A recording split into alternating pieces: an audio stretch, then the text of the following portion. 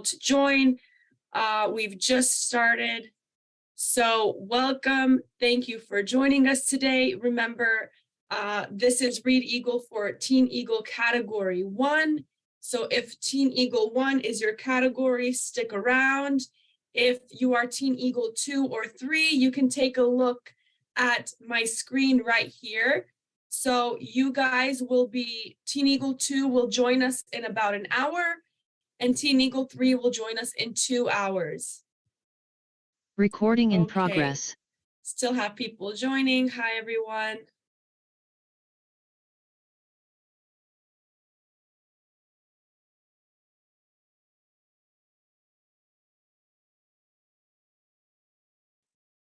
We're just going to wait a few more seconds. That's fine.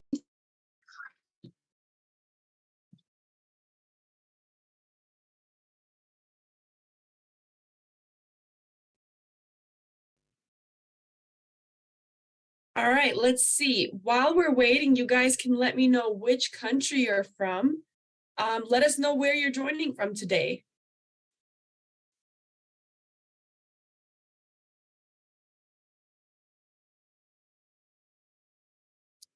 Let's see which countries we have. We have people from Malaysia joining in, Indonesia, Iraq, Azerbaijan. Amazing. Philippines, Kyrgyzstan, Moldova, Korea. Wow. So as you guys know, usually at our global competitions, we have students from over 45 countries around the world joining us. So you guys will be able to meet quite a lot of interesting peers at the globals. Awesome. Okay. So I think we've given everyone, enough time to join. So I just want to make sure before we start that you guys are TeenEagle Category 1. Could you let me know which years you're born in?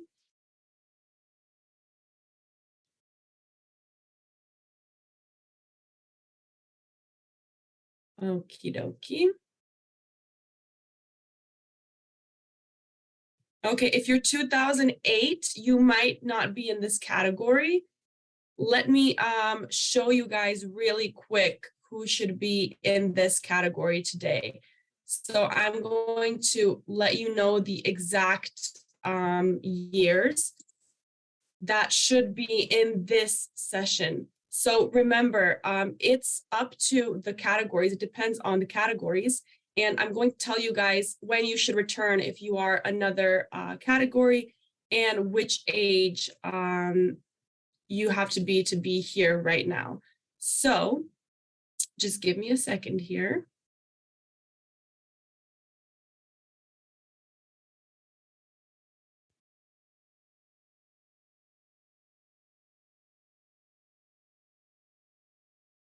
Right, so if you guys were born in 2012, 2013, and 2014, you should be here now.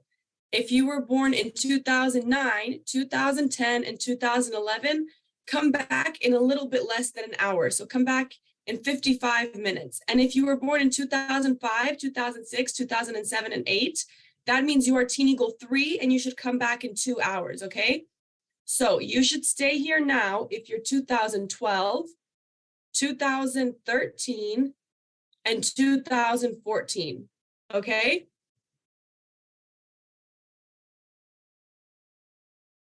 Yeah, TeenEagle 2 will be in an hour. Come back in an hour for TeenEagle 2. So I'm going to write it here for you guys. So 2012, 2013, 2014 is TeenEagle 1. If you were not born in these years, this is not your category. You should come back. Okay. All right, let's get started again now that we have that cleared up. I am going to share these slides with you guys. Okay, so if you guys were at the last Readeagle session by any chance, I think a few of you maybe were at the last ones. I'm seeing a lot of new faces, a lot of people who probably haven't joined before. We will be doing, it's Readeagle session, so it's going to be kind of similar if you guys were here before, but we just wanted to make, the opportunity open for everyone because we have some people who have joined TeenEagle a bit later. So we wanted to give them a chance to join Readeagle again. So if you were here in January, we might be repeating some stuff. If you are new to Readeagle, welcome. We are going to talk about your book from your resources. So your book for TeenEagle Category 1 is Rise Up, Ordinary Kids with Extraordinary Stories. And the author is Amanda Lee. So this book was published in 2019. These might be important to remember. So you should probably remember who the author's name, the author's full correct name, and when the book was published. This could be on your test. This could be at the onlines, at the globals. So make sure, if you guys want, you can have a notebook next to you taking notes. This can be really beneficial to help you guys prepare. Okay, so let's move on. This is what the book looks like if you're going to be buying a hard copy. Guys might find it online on PDF. So that's your book. So what do we think this book is about? Can someone, you guys can raise your hand if you guys have started the book or read anything about the book, if you've done any research on it. Yes, Abbas, can you tell us, what this book is like? Give us some information.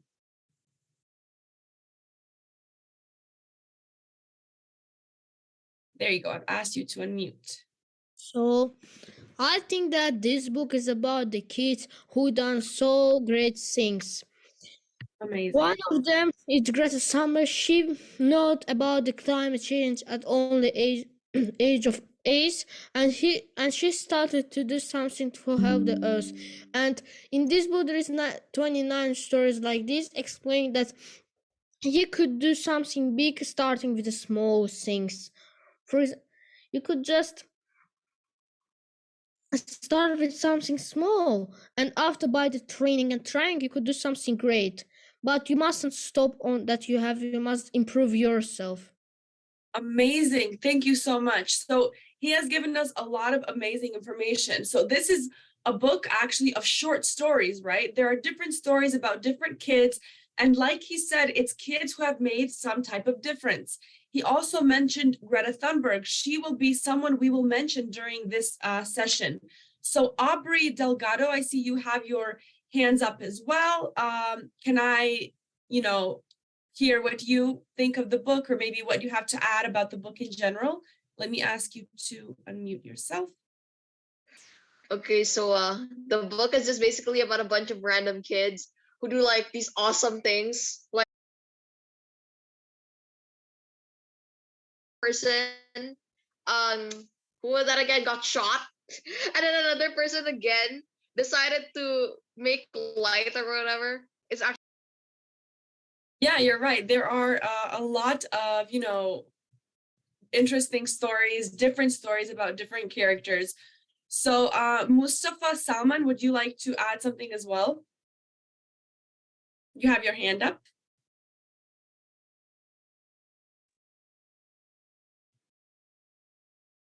Yes, thank you. Oh, sure. It's an amazing book and with lots of stories in it, and all of them are inspirational. Short stories, but inspirational. Yes, And, they're so inspirational. And it is also not mentioned, but if we read, we can understand that that every story means that the kids are no more than the grown-ups. Awesome. Thank you so much. That's a really good message. We're going to be talking about messages towards the end as well. So keep that in mind, and you can elaborate on that. We can have one more from Audrey Elise. Yeah, let me help you unmute there. Okay, so the book is about like different kids who made like a big impact on the world, and it's saying that even though you are still young, you can do many things to change the world. Amazing, perfect. I'm glad that so many of you have this message down. So we will definitely be coming back to the message of the book. So let's dive into, as you guys said, as many of you pointed out, this book features many different characters, right? Many different kids who have made a difference. So let's dive into some of them. Have you guys heard of Pele or Greta Thunberg? I'm sure a lot of you have heard of both of them.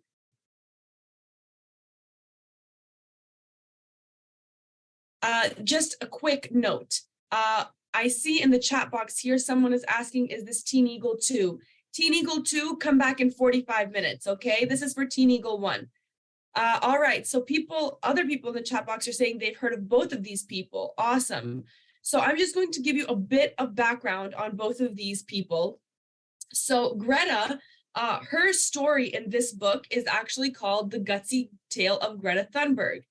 And pretty much when Greta was 8, she learned about climate change. When she was 15, a heat wave started forest fires in Sweden. So she realized that global warming was a huge problem because of this, because she saw what it was doing. So she actually spent Fridays protesting outside of the parliament, and she called it the school strike for climate. And now Fridays for the Future are an international movement, and people join and start their own climate strikes and try to make a difference. Now, the other character we mentioned is Pele, right, who is very famous.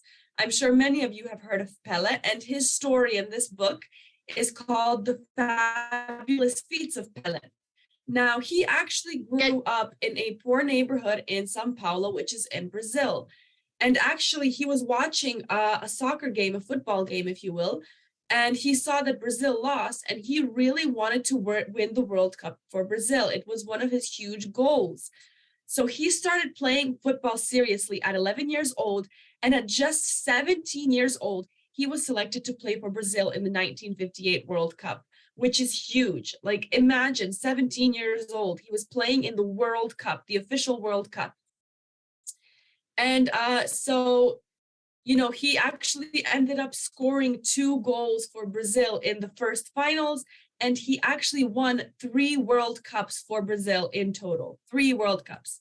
So he definitely made a huge difference for the country of Brazil. And the reason, we put these 2 characters side by side, Greta and Pele, is because their stories have some differences, right?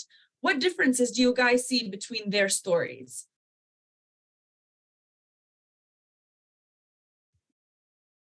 You guys can raise your hand. Okay, Abbas, you have your hand up again. Let's hear from you.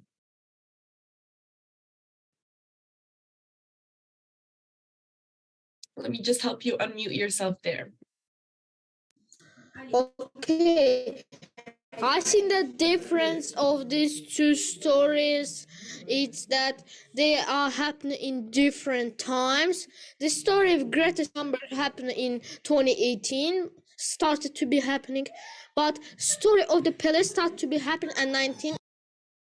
Okay, that's definitely one of the differences. Good job. So, Greta Thunberg is definitely maybe, let's say, more current, more modern, whereas Pele, his career started over 50, 60 years ago. So awesome. How about Dania? I hope I'm pronouncing your name okay. Dania, you have your hand up as well. Can you tell us maybe some of the differences between these 2 stories and how, they contrast each other? Yeah, so for Pele, it's about football, while for Greta Thunberg, it's about climate change. She wants to talk about climate change and how important it is. Right, perfect. That's the biggest difference I saw as well. So Greta is sort of, her story is about, helping the entire world. It's about climate change. It's about saving the environment for everyone, for all people of the world, right? And it sort of inspires other people to do the same. Whereas Pele's story, it's still very motivational. It's still very inspirational, but it was about his personal achievements, and he wanted to help his country in a sport, right? Now, one is climate change and environment, the other is sport. So even though they're very different, they still matter, right? Everyone's inspirations matter, everyone's ambitions matter. Just because they're different doesn't make them less valuable, right? So as you see here, we have pictures of the actual Pele and Greta. This is Greta from I think just a few years ago, maybe 3 or 4 years ago, whereas Pele has unfortunately passed away, but this was him in some of his younger days when he was, at his peak in his football career. So now we can move on to one more character to discuss before we talk about, just some themes and go into some discussion. So have you guys heard of Frida Kahlo? Can you let me know in the comments if you have? Okay, some people are saying, yes, we've heard of her. Awesome. Can I hear from someone who hasn't spoken yet, maybe, who is Frida Kahlo? If you don't know, that's okay. Maybe you've just heard of her and you sort of know what she did. I think I have a hand up here from Liva Karzan. I hope that's an okay pronunciation. Do you want to tell us a bit about Frida Kahlo? Liva Karzan. If not, we can have Simuzers Semejade. I hope I'm pronouncing it okay. A lot of people are saying the face looks really familiar. Yeah, go on. I know about Frida Kahlo. Frida Kahlo was at the bus that time when accident happened, and she went to the hospital. When she opened her eyes, she said that where I am. They said you was at the bus when accident happened, and you came here. Frida Kahlos have once always.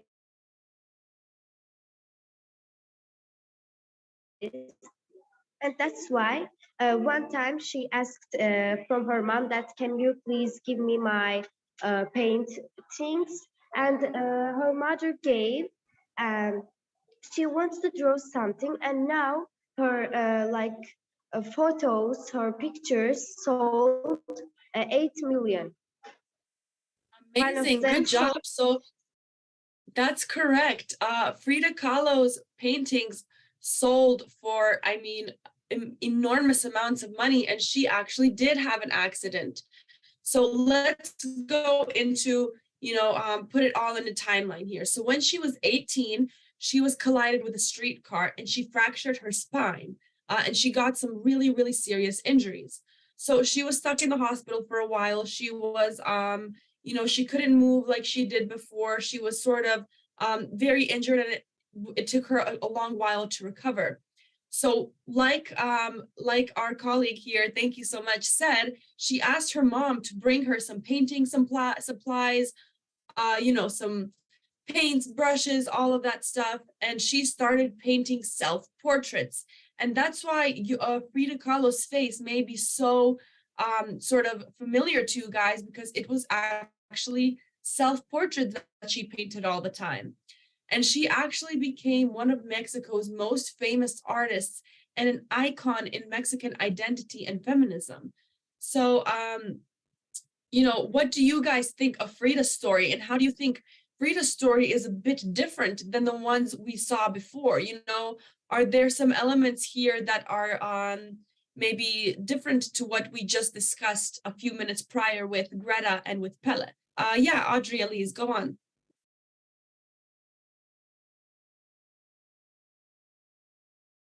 Audrey Elise, did you have your hand up? Like the story is kind of different because the gender doesn't really matter, and no matter what situation you are in, you can still do anything.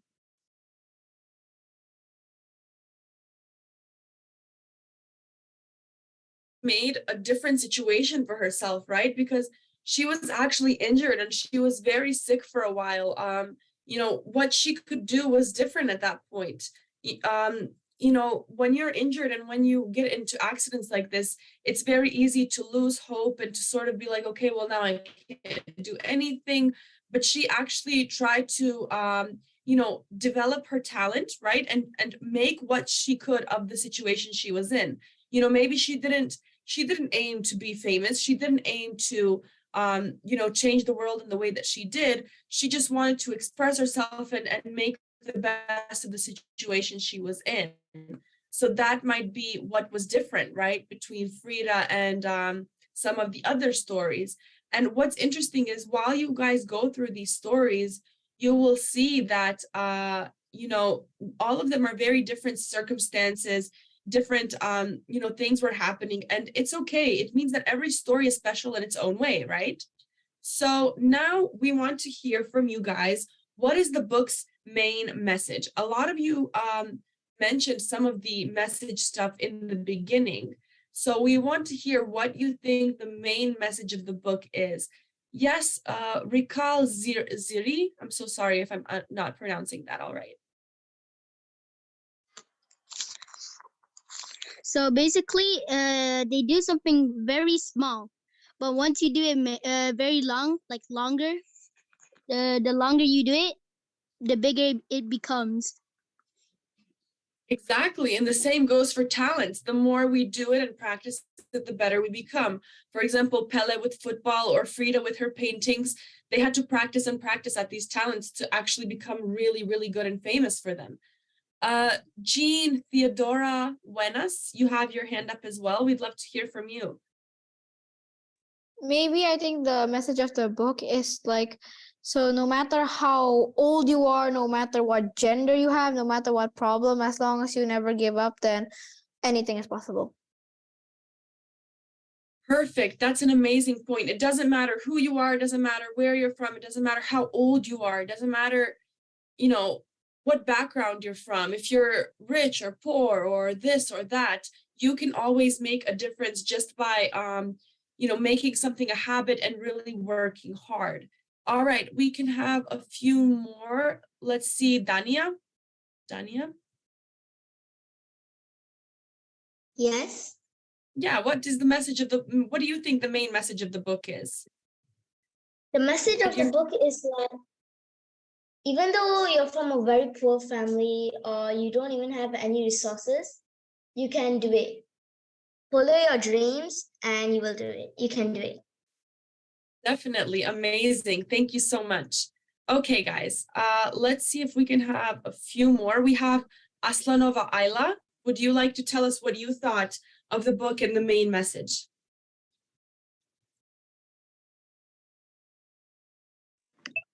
The main message of the book: don't lose your motivation. If it doesn't matter anything, and if you are disabled, it doesn't matter anything. If you want to do something, you can do.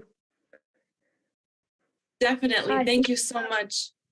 Oh, sorry, if you weren't done, feel free to continue. I thought you had a pause, so yeah. No, that's okay, perfect. Yeah, I mean, all we really need is the motivation, and we have to keep going, right? We can't give up if we didn't make it in a week, in a month, in a year. We have to keep going and keep going. And that's a really good point. To achieve our goals, we really have to stay at it and really stay motivated and work really, really hard. We have, okay, I'm so sorry. I will try to pronounce your name. Is it Zeke? See, it's Xie. We would love to hear from you. I just don't know how to pronounce your name. I'm so sorry.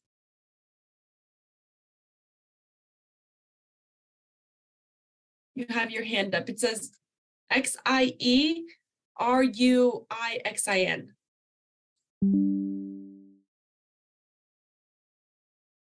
Okay, I'm sorry if I can't pronounce some names. I'm glad we have so many different countries here and different people, but my pronunciation isn't too strong in some other languages. Okay, so moving on, are you guys ready for some sample questions? So what's going to happen now is I'm going to show you some questions and you're going to write the answer that you think is correct in the chat box, okay? So they're going to be multiple choice, A, B, C, or D, and you write A, B, C, or D in the chat box below. All right, giving you guys a few seconds to get ready, get steady, and here we go. How many stories are in the book Rise Up? How many are there? Let me know in the chat box. And please just answer once, don't keep writing, you know, Okay. Giving a chance for everyone to answer here.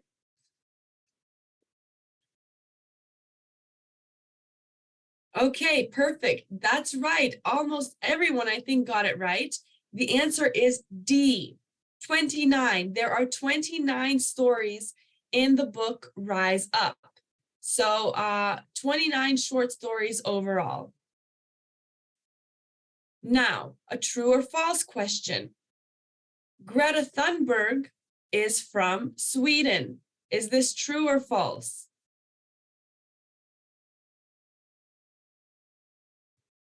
Going to give you guys some time again. Where is Greta Thunberg from? Is she from Sweden or was she from somewhere else? Some people are saying true. We have a few people saying false. That's right, it's true. So Greta Thunberg is from Sweden. Sorry about that, guys. Okay. What natural disaster started Greta Thunberg's school strike for climate movement? What happened? Was it a flood? Was it an earthquake? Was it a heat wave? Was it a drought? What happened that started the movement?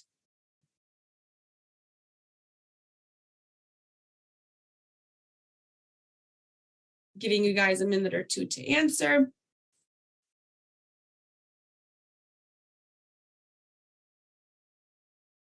Okay, some people are saying A, some people are saying B.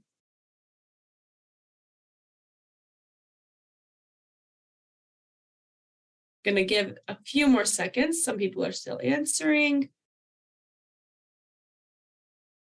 Okay, that's right. It was B. It was a natural heat wave, right? Because the heat wave started and then it started a fire in the forests of Sweden. So that was the disaster that started the movement that Greta Thunberg started. Okay. Pele was an outstanding football player for which country? Did he play for Portugal? Did he play for Brazil, Colombia, France? Who did Pele play for?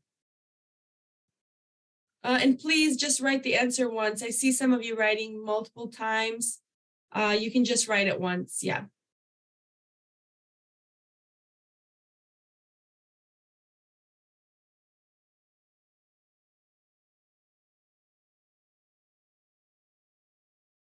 Awesome. He played for Brazil. That's correct.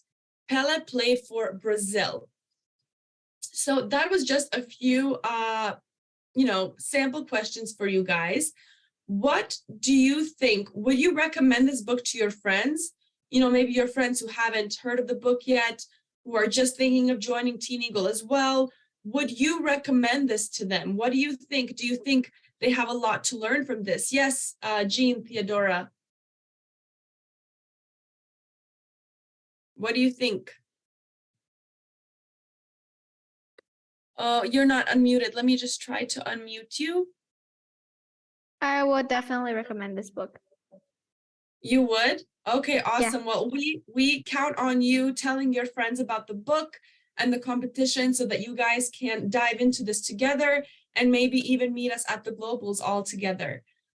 Yes, Lavelle, Vanetta, you had your hand up, but maybe you put it down in the meantime. Okay, how about, well, you still have your hand up. Let me try to help you unmute. Lavelle? I would recommend this book because it's quite interesting and something you can learn. Definitely. Not only is it like interesting and fun, but it's also very educational and motivational, I think. So we have Alessi. Alessi, would you like to tell us what you think? Would you recommend this book? Yes, I would recommend this book. Okay, well, we definitely... It's very inspiring. Inspiring, definitely. Yeah. Definitely. Thank you so much. We have Miss Malika here. Miss Malika, would you like to add something? Yeah, I would recommend this book because we can learn more from this. Thank you so much. That's right. I completely agree. There's definitely a lot to learn and a lot to dive in with this book. So thank you guys for the comments here. So TeenEagle 2, see you in 30 minutes. People are still asking for TeenEagle 2. We'll see you in 30 minutes. This was TeenEagle 1, so we're done with TeenEagle 1 for now. If some of you guys are TeenEagle 2, please join us in 30 minutes. If you're TeenEagle 3, join us in 1 hour and 30 minutes. So TeenEagle 1, thank you guys so much. Let me know in the comments, have you already registered for the online that's coming up? Like I said, TeenEagle 3 is in an hour and a half. So TeenEagle 2 is in 30 minutes. TeenEagle 3 is in an hour and 30 minutes. So Lavelle and Abbas have already registered. So has Jean Theodora. All right. Alessi has registered. Danya has registered. Awesome. So if you guys are going to register, remember that you have today and part of the day tomorrow. If you want to recommend this to some of your friends, they can still register today and tomorrow. So be sure to remind them, let them know. Okay, Mustafa Salman says we'll do it today. Don't forget, because tomorrow is the deadline, okay? And another special announcement for you guys. So our mock exam for the online 3 session is this Saturday. This means that if you guys join the mock exam, you will be able to see some sample questions, to sort of try to see how it's going to look like, what some more of the questions are going to look like. Today we had a few sample questions, but on Saturday you can take a whole sample mock test, which means you will be able to prepare even more for the online exam. So don't forget, please follow us on Instagram, because we will be posting this information on our Instagram, okay? On the Instagram stories, we usually post the times, the posters, and so on. And then on our actual feed, on our profile, you will be able to find some posts with the links, with the Zoom link. So check on that maybe the night before the mock exam or the morning of. I'm going to give you guys a minute to write down this schedule, well, this time and date. So Saturday at 10 a.m. UK time. If you're not sure what UK time is in your time zone, have your parents help you convert it, or your teachers, or you can just Google, for example, 10 a.m. UK time is what time in Moldova, for example, or in Philippines, or in Malaysia. So you can Google that, or have your teachers help you out. I'm going to send you guys the registration link here. If you haven't been able to register yet for the online, you can still do that today and tomorrow. So someone said, I'm joining 10 a.m. Indonesian time. You have to make sure it's 10 a.m. UK time, okay? So you have to convert the time zone. Have your teachers help you with that, please. So yeah, good luck, you guys. Thank you so much for joining us today for our session. We loved seeing you here, having you here. We can't wait to see you on Saturday. Don't forget that mock exam time. You're going to have another chance to prepare, to see some of the questions, and hopefully get that first place or one of the first 3 places to globals. The last question I want to ask you guys today is which global round you are excited to join. We have one coming up in the summer, well, 2 in London and 1 in Italy. So are you guys looking forward to, actually, we might have a few people here who have maybe registered for Malaysia round, which is coming up. But, Malaysia round registrations are closed, but maybe we have some people who will be coming to Malaysia and, are just preparing now. We have some people saying they're going to come to London and Italy. That's amazing. A lot of replies for London, a lot of replies for Rome, Italy. We can't wait to see whichever one you decide. We're sure they're going to be amazing. Okay, lots of comments here. You guys seem very excited for Italy. very excited for Rome. Me too. I'm super excited. Okay, awesome. Great. All right. Thank you guys so much, and we'll see you at the mock exam. Let us know if you need anything else, and I hope you guys have a great day. You guys were great today. I enjoyed discussing with you. It was a lot of fun, and it was great to hear what you guys thought of the stories and the books. Thank you so much. Bye-bye. Bye, everyone. Thank you.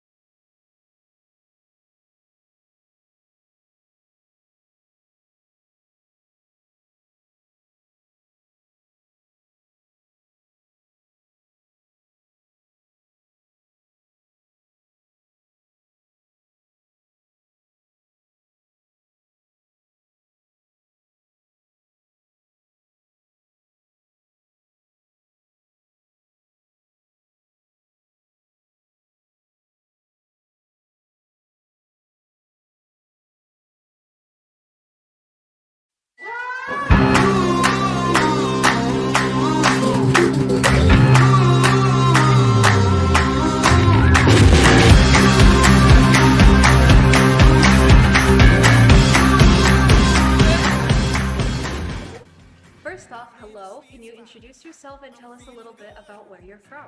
Hello, I'm Sieudos. I'm from Bulgaria. And what do you do in your free time? What are some of your hobbies?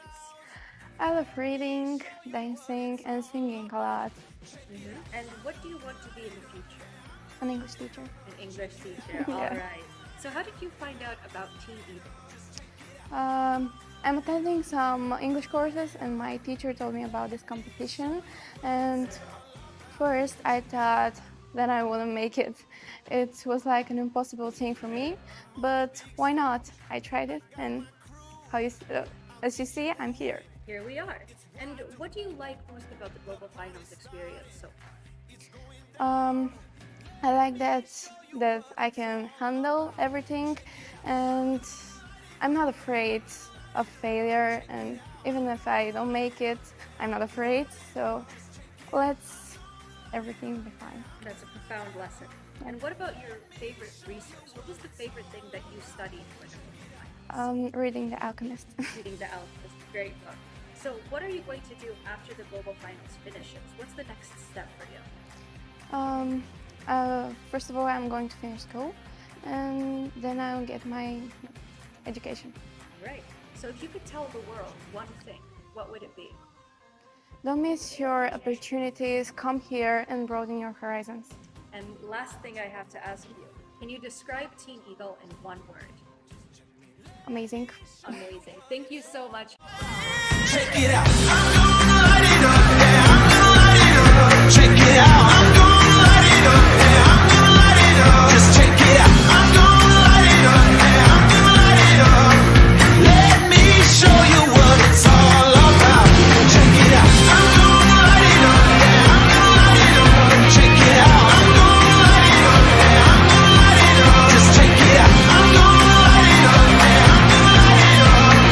Let me show you what it's all about.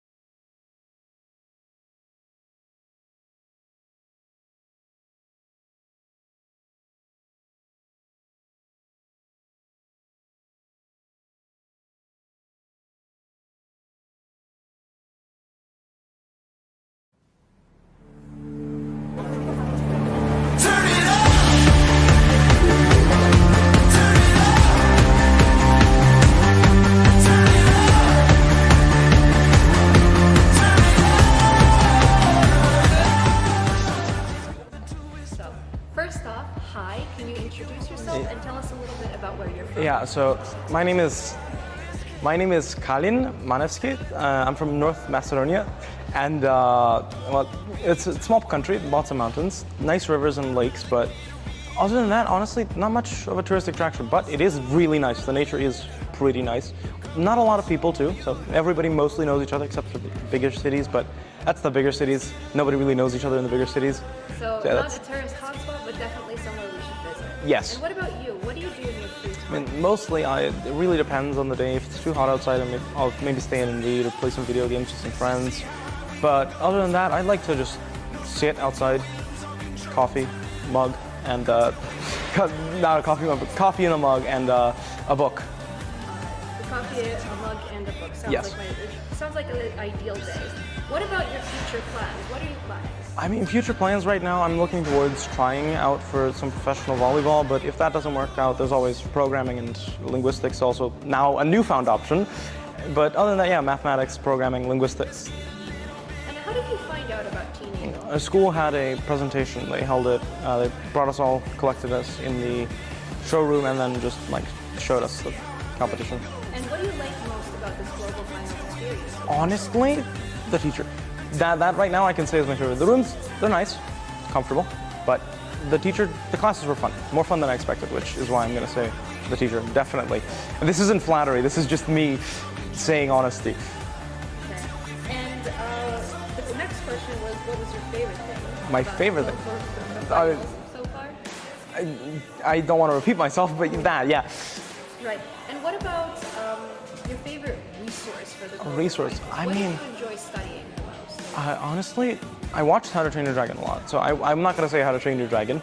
I didn't watch the native ones because I didn't have time. When I watch a movie, I watch it out of enjoyment or because I need to. But this time, I'd say Alchemist. The Alchemist was a fun book. Read it once, only once, and I remembered most of the details vividly, which is why I'm saying The Alchemist. It's easy to remember, easy, fun read. Right. And if you could tell the world one thing, what would it be? Hello, everyone. That's it. Yeah, that's it. Exclamation mark, though. Make sure. Oh, no, question mark, better. Hello, everyone. Yes, with a question mark. And finally, could you describe TeenEagle for us in one word? Fascinating, maybe. I don't know. That's the word I'm gonna go with it. Fascinating. No, just fascinating because it's one word. Fascinating maybe isn't a word. It's two words. So. I will see about that. Thank you so much. Have a nice day. You're welcome.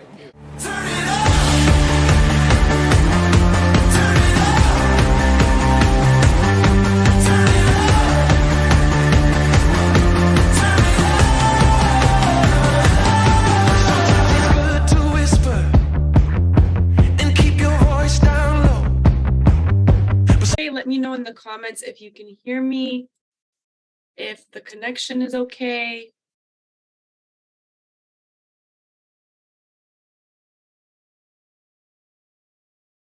Okay.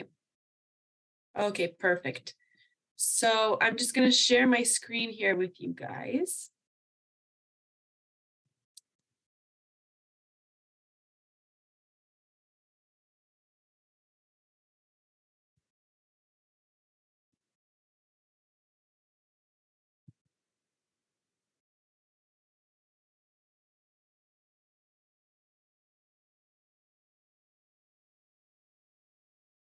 And we're just going to wait another minute or two. We do have people still joining.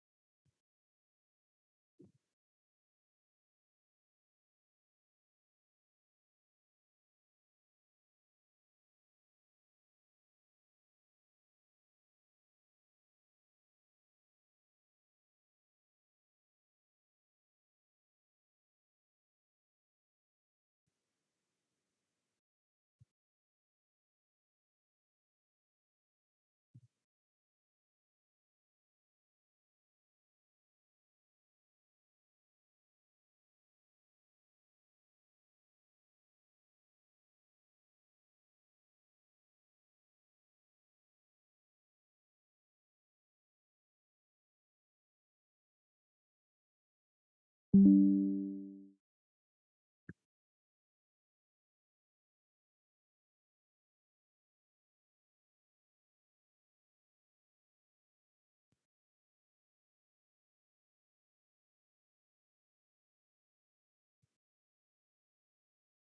guys, I'm having a bit of a technical issue here sharing my screen. So just give me a minute to do that while we settle in. While we do that, could everyone let me know what country you are joining us from?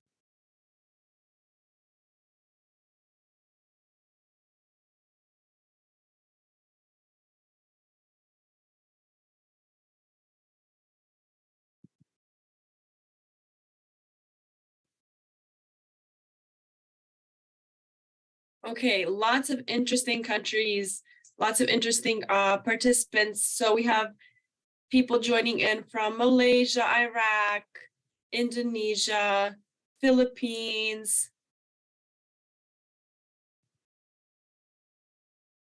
Where are you guys joining in from? Let us know. So I do see some people here who were just at our previous session. Let me know what year you guys were born in. This is TeenEagle Category 2. So if you are TeenEagle Category 1, your session just passed. And if you are TeenEagle Category 3, join us in 1 hour. Okay, so can you guys let me know which year you were born in? Perfect. So this is for students who were born 2009, 10, and 11. If you were born in 2009, 10, and 11, this is your category. Okay, perfect.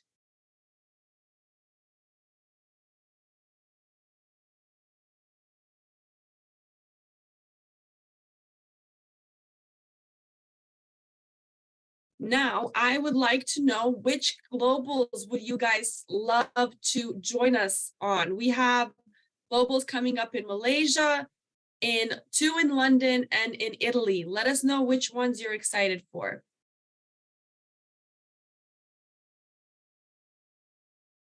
Italy, Malaysia, you guys still have a short time to register for Malaysia globals as well. All right, let me see if I can get my technical problem here fixed.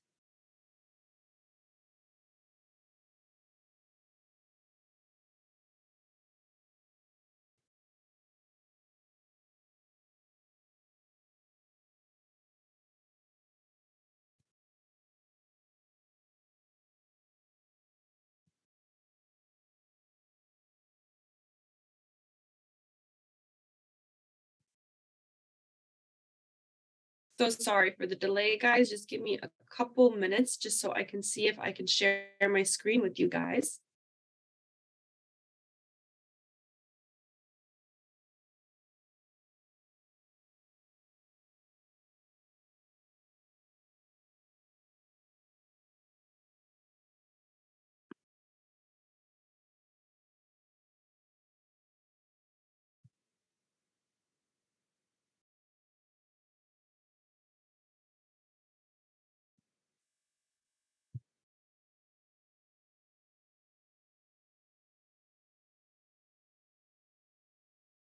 Okay, I think it's a bit better now.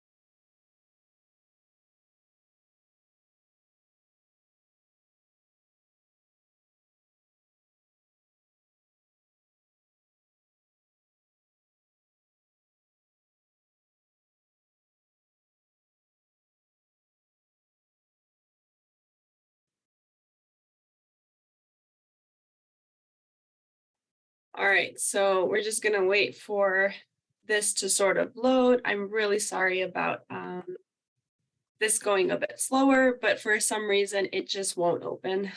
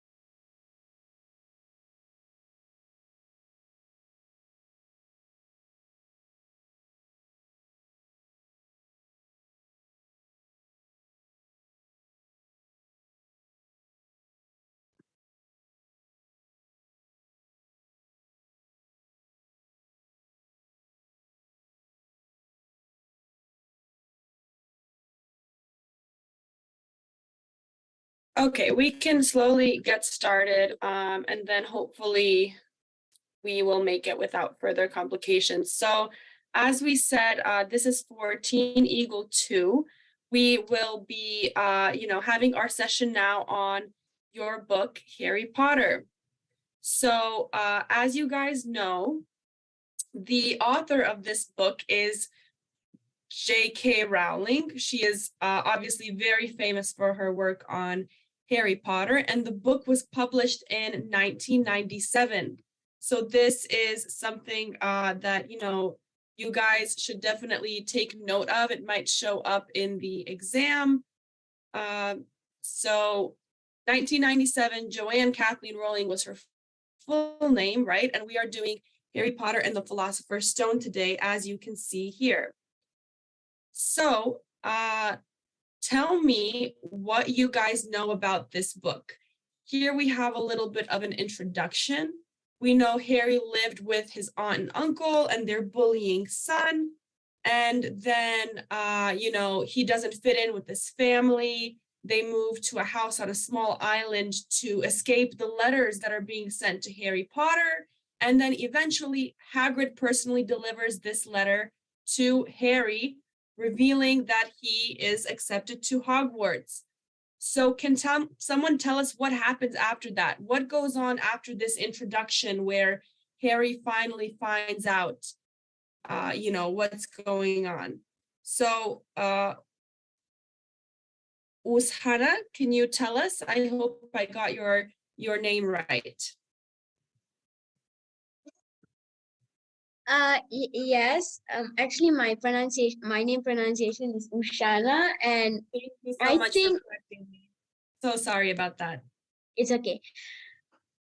After this, Harry goes to Diagon Alley to buy some of his books and like his robes and all the like essentials that he needs to go to Hogwarts.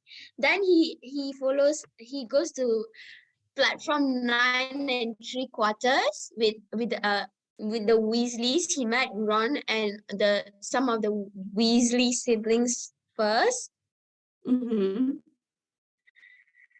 And then after that, he goes to Hogwarts, gets sorted into Gryffindor, and meets Hermione. Okay, perfect.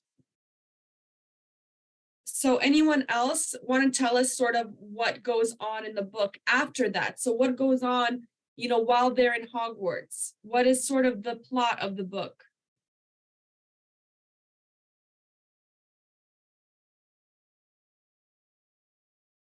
Okay, Zaid, would you like to tell us some more about the plot of the book?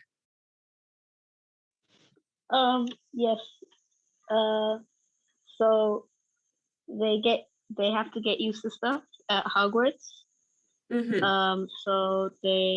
So he makes friends with this boy named Ronald Weasley, and they get introduced to their houses. They get sorted with a sorting hat, and Ron and him and Harry are in Gryffindor. So him and Ron become friends. They hang out, and they found out that they don't really like potions class either. With Snape, with Severus Snape, or the teacher, the Slytherin teacher. So they basically can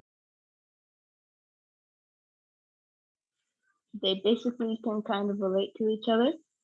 And then they also make friends with Hermione Granger after fighting a troll in the bathroom. So okay, awesome. Thank you so much. Yeah, they become close friends, and sort of the rest of the book follows those three characters around. So if we move on to the next slide here, we can see that we will actually be talking about a lot about the characters. But first, before we continue, do you guys know what this is? Feel free to say it out loud. You can unmute yourself for a second and let me know what this is on the screen here. You guys can all even shout it out at once. So what I'm gonna do is you're gonna unmute very quickly. There we go. Good. The sorting hat. That's Harry Potter, or they have Harry Potter, Harmony, and etc. This hat is choosing that where we are choosing our levels, like Gryffindors, Harmony, and Harry Potter and Ron. They are in Gryffindors. For example, I know this information from there. Right. Good. Thank you. Thank you. So you guys are correct. This is the sorting hat.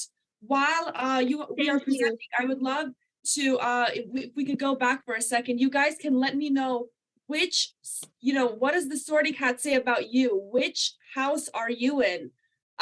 As you can see, this presentation throughout will be green because I am actually from Slytherin.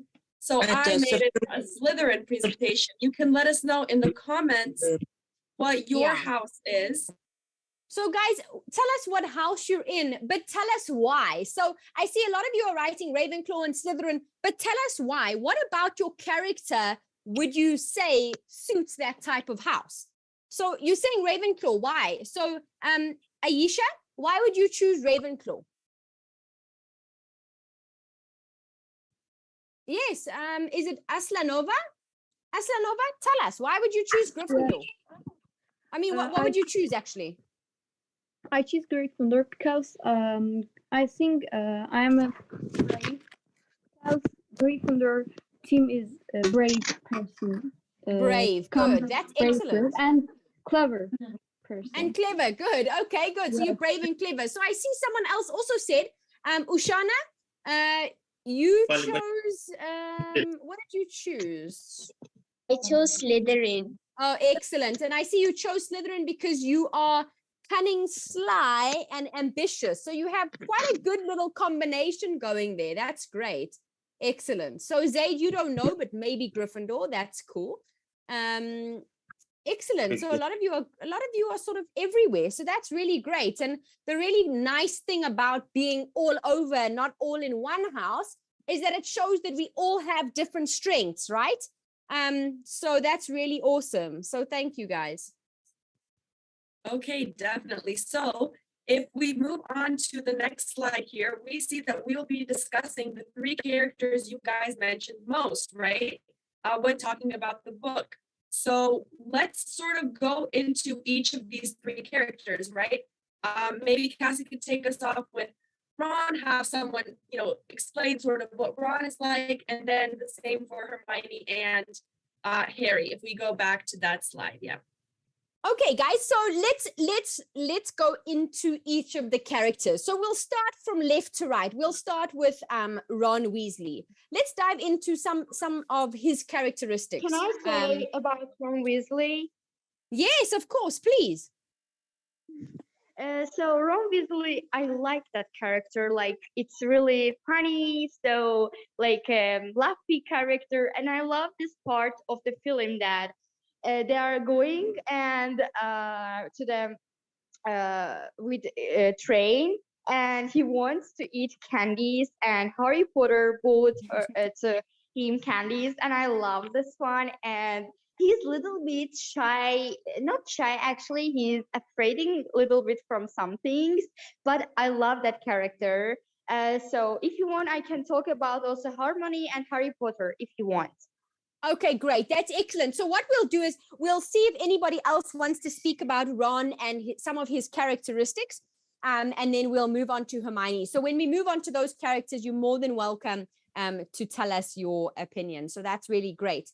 Is there anybody else who wants to speak about Ron Weasley and his character? Can I speak about Ron Weasley? Of course you can. Go for it. So he doesn't like his family that much. Well, he loves his family, but he's like second youngest, so he's like almost the middle child. So his parents and his siblings doesn't really like pay attention to him as much. Right. And then he's also a funny character. He's also a best friend of Harry Potter. Yes, yes, that's true. That's very true. And would you say that who of you can put it in the chat, you can just say me, but how many of you would say Ron Weasley is your favorite character?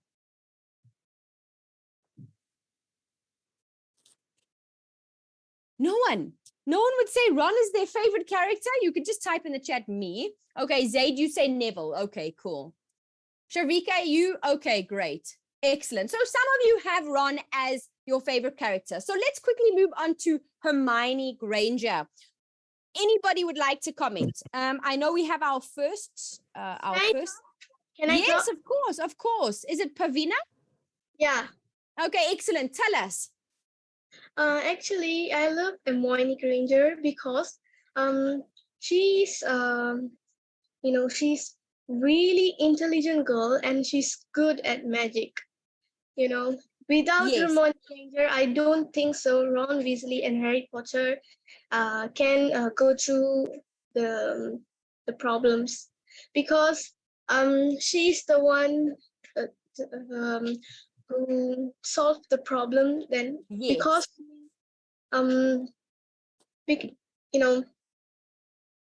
comparing three of them, she's good at magic.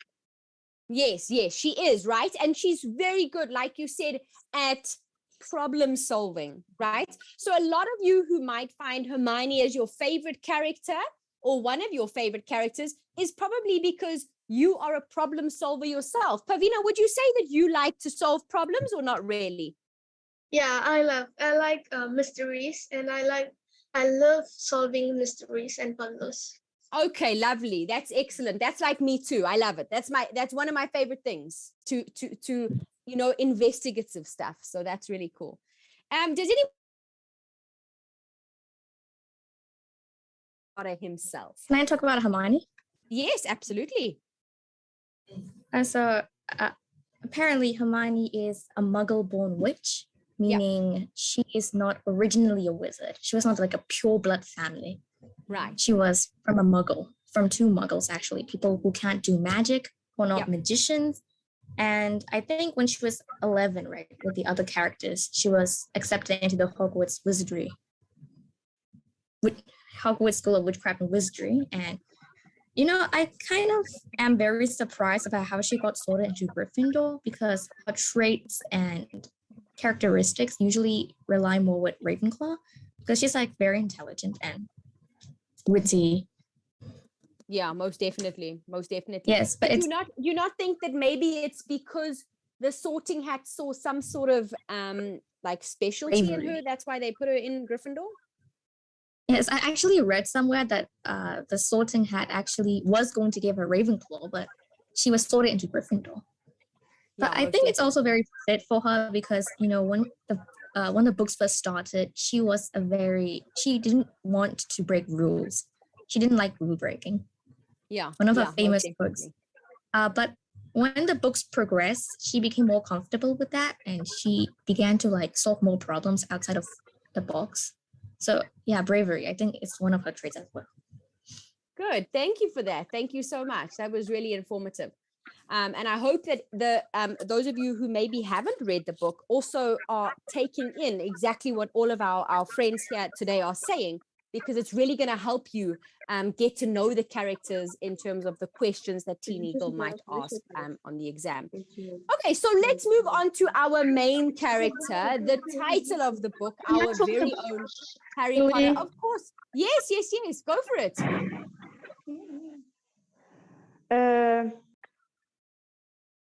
Harry Potter is my favorite character there. Of course, it's also the main character, and I love that character. So actually, I can say that I'm thinking that this film is the best film in the world. I can say this, and I'm also thankful for you that guys you choose this film for 2009 because it's really interesting and like an enthusiastic thing. I can say that Harry Potter is really a smart boy and he's thinking that he's doing, and I like this thing that he's not afraid from anything. Like God, what God just like I love that character. That's why I can say about that because it's not just with words we can say that character.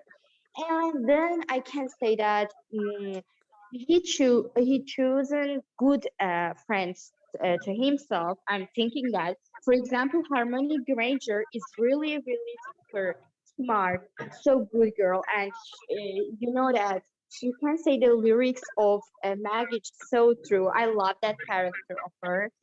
So thank you very much. Excellent. Great. Thank you so much. That was really, really great. And do you guys also find that, obviously their personalities are so different, but they go so well together for the perfect trio? So the three of them work so well together and they have strengths in different places. And that's probably why they work so well together. Talk about Yeah, Harry I do like that. It's really good about them. Can I talk Pavina, about Harry yes, Potter? yeah, Pavina, I'm listening. Harry Potter is a really famous guy, and he got two different enemies.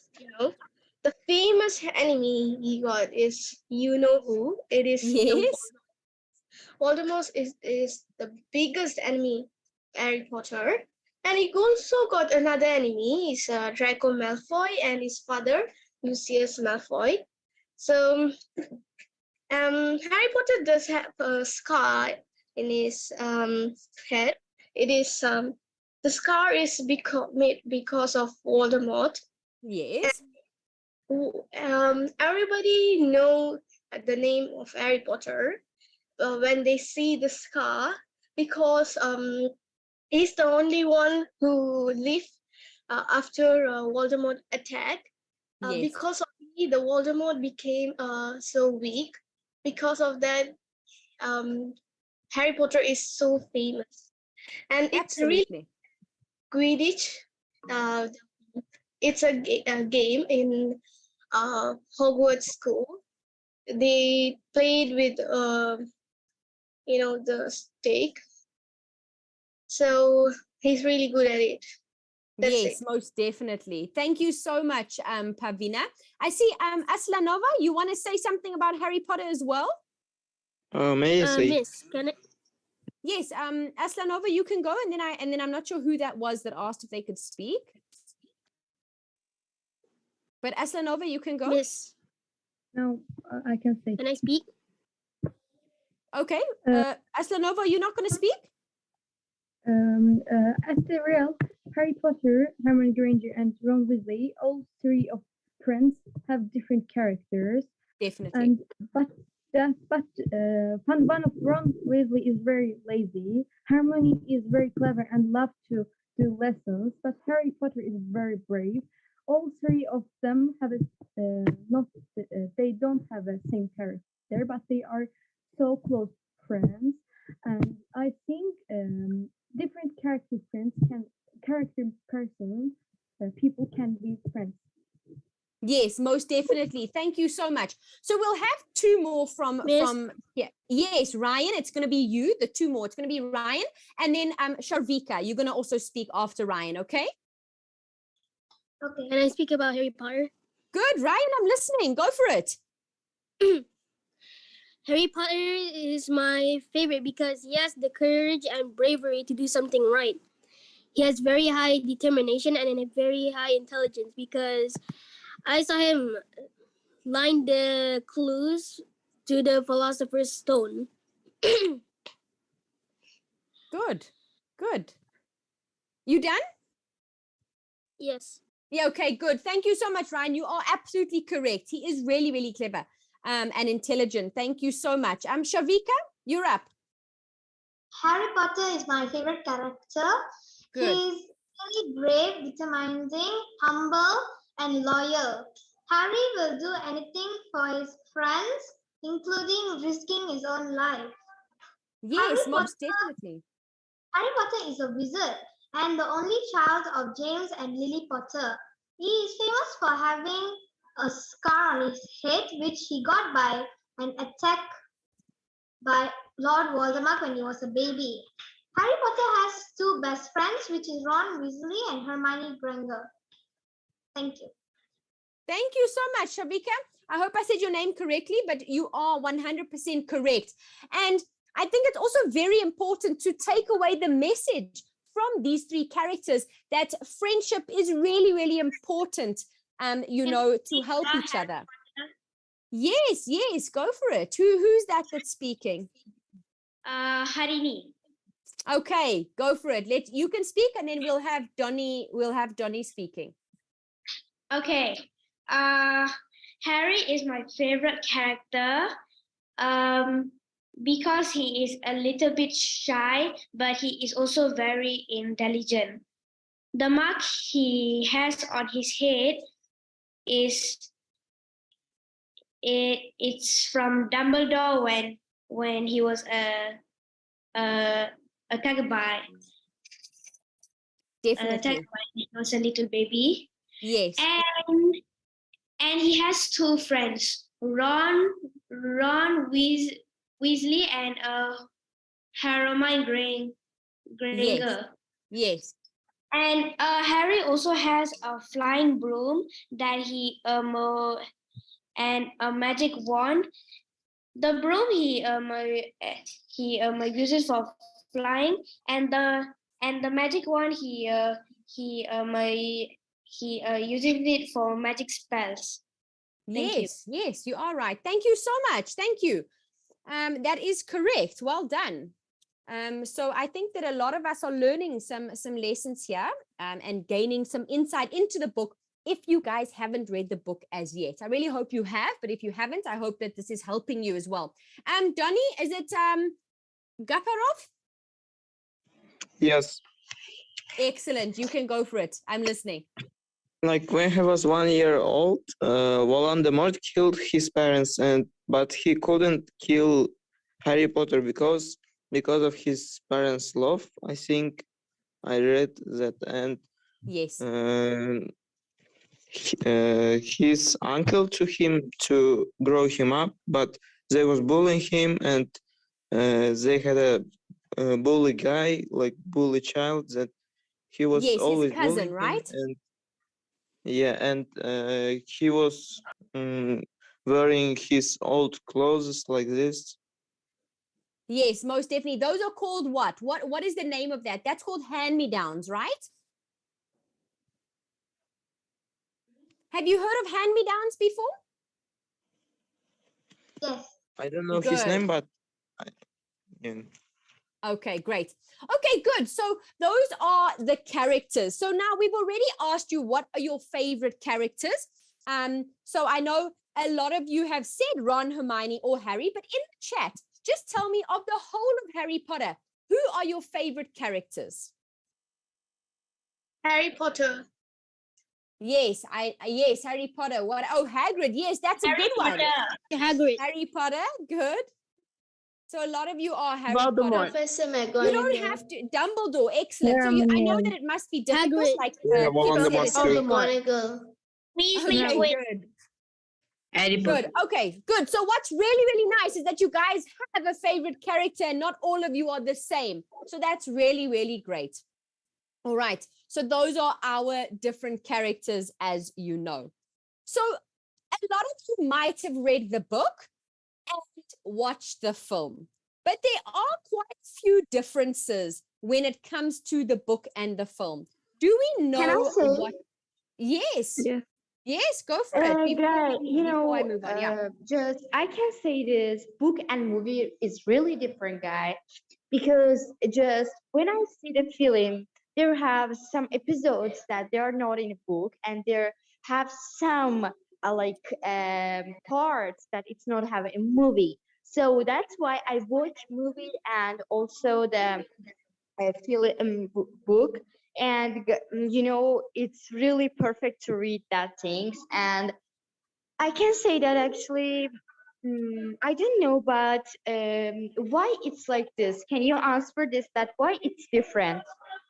Okay, so unfortunately, I can't say why it's different because I did not write the book and I didn't do the film. But there's I a know lot of one difference. There is a director that's different, but if somebody would like to tell me why they think that it's different, you can let me know. Can I try?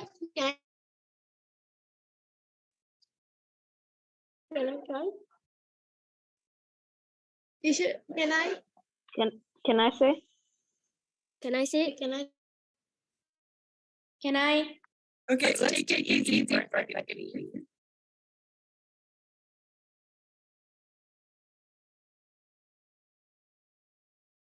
Ushaita, you want to unmute and tell me? Yes, Yeah. teacher. So, in the book they tell all the descriptions, but in the movie there's just the film, so you can't see what they describe the character as. Yes, most definitely. So if we have a look for the differences, and it's really, really important that you notice the differences in the book and in the film. So when you read the book again, take note of these differences. When Harry met Draco, how did he meet Draco in the book versus in the film?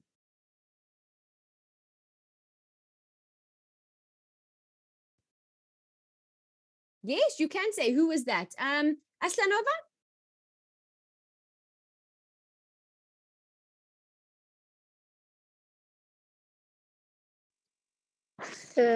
I want to ask the question of when Harry met Draco.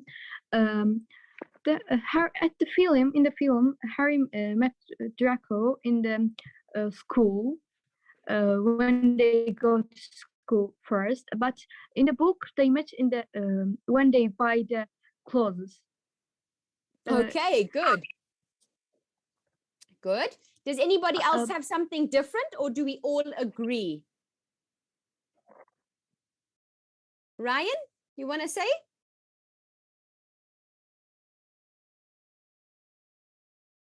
I see Ryan, you wanted to say something. Yeah, Kit, go for it while we're waiting for Ryan. But Kit, you can go.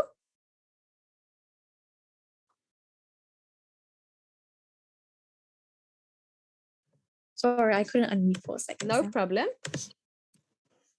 I found a lot of differences between Harry's stay within the Privet Drive. Like in the movie, they didn't show much of the second book, third book, etc., etc.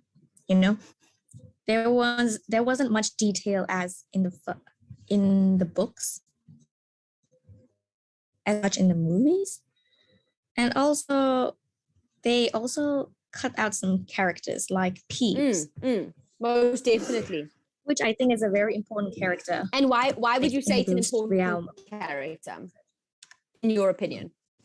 Because he has very interesting aspects to life in Hogwarts. Okay. Because he just keeps fooling around and making trouble. And one time when Sirius Black in Prisoner of Azkaban, he broke in. There was something to do with Peeves as well. Okay, good. Excellent. Ushaita?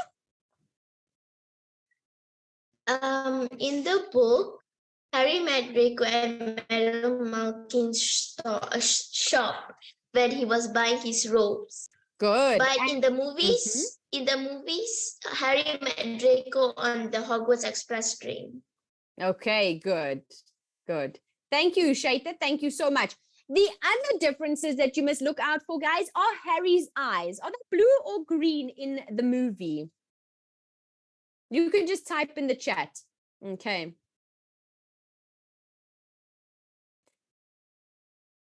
Good. Okay, so there seems to be a bit of a debate. Okay, guys, please remember that the questions are going to come from the book and not the film. All right. So Hermione's role in figuring things out. How would we say the differences are there? Okay.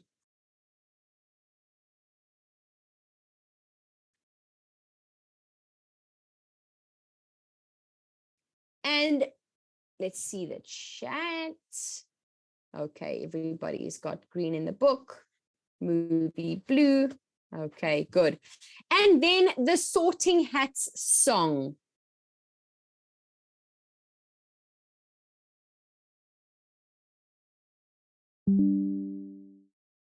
Yes, so Shaita, you can try. So in the book, the Sorting Hat will sing a song, but in the movie, it just starts with the sorting ceremony. Good. Excellent. So we're going to move on to some of the themes that are in the book. Do any of you have an idea of what sort of themes there are in this book? You could just type it in the chat of what you think, and then I will show you some of the themes that are in the book. You can just type in the chat, what themes do we see in Harry Potter in the book? Yes, kid friendship is a huge theme, of course, definitely. What else do we have?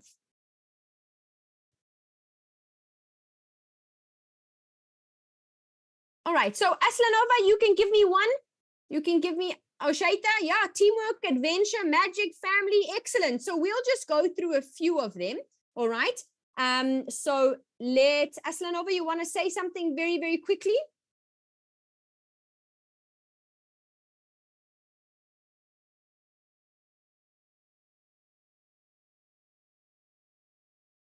I think movie, the main idea is never give up. Try, always Never give try. up, good. And friendship is very good thing. If you have friends, you can do everything. And family is very important too. Good, excellent. Thank you so much. So I'll read through some of the main themes that we have in the book. Obviously, these aren't all of the themes. Okay, so obviously friendship is one of the biggest themes in Harry Potter, which I think Kit has already mentioned. So why are the Golden Trio, and these are some of the things that you can think about. Why are the Golden Trio good friends? Were they always good friends? Did they have any issues in their friendship? And what can we learn from them? Okay, so if we can say, what can we learn from them? You can type it in the chat while I read through the others. Okay, so let's give, is it Ryan? You can go so long. We'll just have one from each theme. Ryan?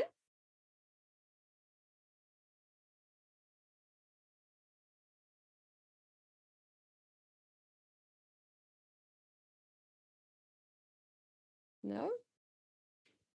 Oh, you can't unmute. Okay, sorry. So what I'll do is I'll just read through them. These are things that you can start thinking about when it comes to the book.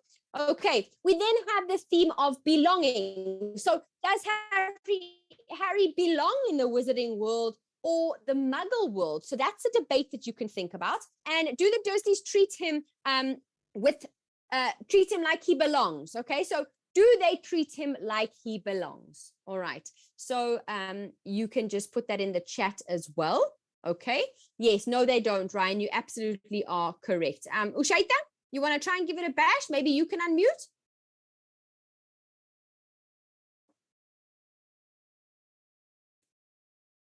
I think that Okay, Wizarding World. There we go. Good. Ushaita, I'm listening. So I think that Harry belongs in the Wizarding world because he's very good at magic. And the Dursleys does not treat him like he belongs, even though Harry belongs in that world. Good. Thank you so much. And then the last one we'll see there is magic and power. So do you think about magic being something you learn by studying hard for? That's also something that you can think about as well. So what do you think about magic being something you can learn hard for? Okay. Ryan, let me see if I can find you. Let's see if it'll work now. Try for me. Finally. Excellent. Good. About the magic and power? Yes. I think it's a nice ability since any person could use magic for whatever they wish for, because anyone could get this power by either going through an intense lecture to be able to just understand how to do a simple spell. Most definitely. Definitely. Thank you so much. All right. So those are the themes. We now move on to a little bit of character analysis. So I saw that some of you said that Dumbledore was your favorite character. So let's move on to Albus Dumbledore. Obviously, we know he's the headmaster of Hogwarts, the only wizard Voldemort fears. So if you guys didn't know that, there is some knowledge for you. The only wizard that Voldemort fears, and renowned for his achievements in magic, shrugs off praise. So he doesn't really like to be praised too often. And Rowling described him as the epitome of goodness. Okay, so that means that he is obviously well known and he is the definition of what good is. Okay, so that is Albus Dumbledore. When we have a look at Severus Snape, I didn't see any of you saying that Snape was your favorite character. So what can you tell me about this character? We'll have just two people asking. Okay, Miraziz, you want to tell me something about Severus?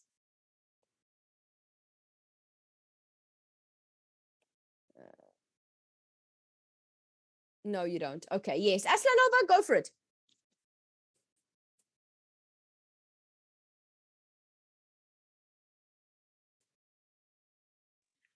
This character is very serious character, and he doesn't love Harry. He always tried to make Harry bad, and he is the head teacher of the Slytherin, and he always protect Malfoy. Definitely, definitely. Thank you so much. Good. Oh, we have, there's a new one. Margot? Is it Margot?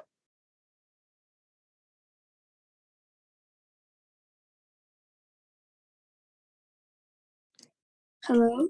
Hi. Yes, it's Marga. I think that Snape, at the end, he seems like a good character, and ultimately, I think he is a good character, but he has good intentions. But I think he is sort of a bad person, though he does have good ideals. Like he loves Lily Potter, and he truly cares for Harry and his students. But ultimately, he is kind of abusive, physically abusive, and mentally abusive to his students, and he bullies his students, which makes him a character that I don't really like. Okay, thank you so much. Thank you so much for that. And thank you for speaking and being interactive. That's awesome. So I see Why 8A? Is it Gia? You say, I think Snape acts cold and intimidating towards Harry because he has some grudge against Harry's father. However, Snape does have good intentions for Harry. Yes, absolutely. So what we're going to do is we're going to quickly have 4 questions, sample questions, like what we would ask in the online round. And all you're going to do in the chat is tell me what your answer is. All right. So here we go. Why is Dumbledore comfortable with saying Voldemort's name when everyone else calls him you-know-who? You can quickly in the chat just say A, B, C, or D.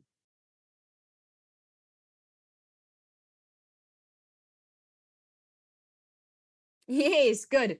So you're all saying A. I don't see any other letter. So you guys are absolutely correct. A is the answer. So for those of you who said B and C, that is okay. That's why you're here, to learn. So the answer is in fact A. Dumbledore is the only wizard that Voldemort is afraid of.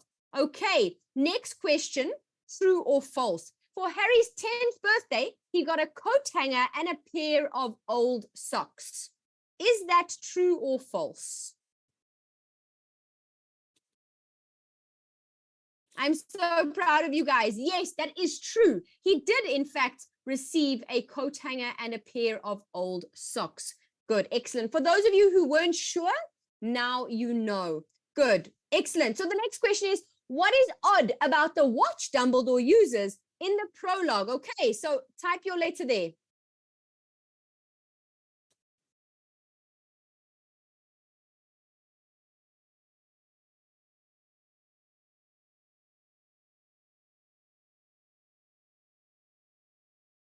This one is a little bit of a mix and match. So there's, yes, definitely false. Absolutely not. Okay, good. Well done, everyone. Okay, so that is it for Readeagle for today. And I want to know from you, would you recommend this book, for everybody to read? You can just type in the chat yes or no. I'm sure a lot of you would say yes. And if you're like me, Harry Potter is one of your favorites. So in terms of the actual series, the whole collection, and I hope that you are excited to read and learn more about this book. But I cannot thank you enough for joining Readeagle today. I was very, very impressed at your enthusiasm and your interaction. So I'm hoping that all of you will join our mock exam.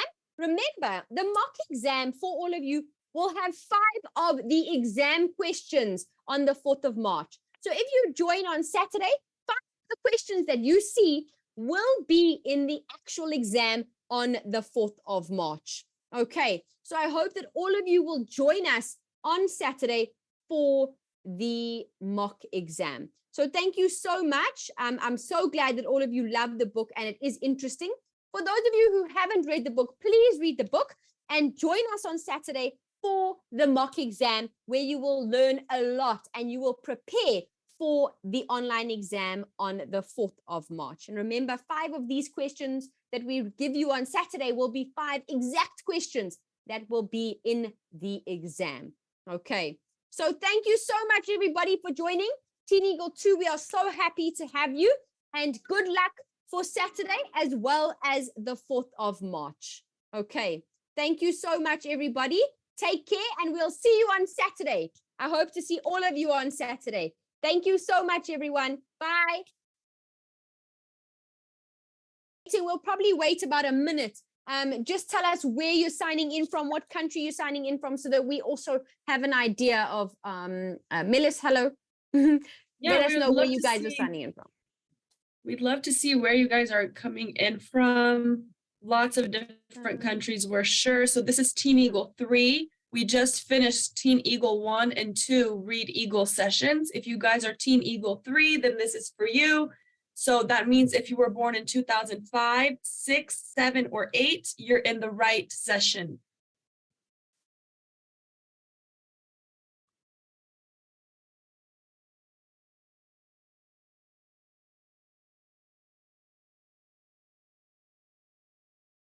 Okay, lots of countries today. We have Malaysia, Philippines, Vietnam, Azerbaijan, Kyrgyzstan, Wow.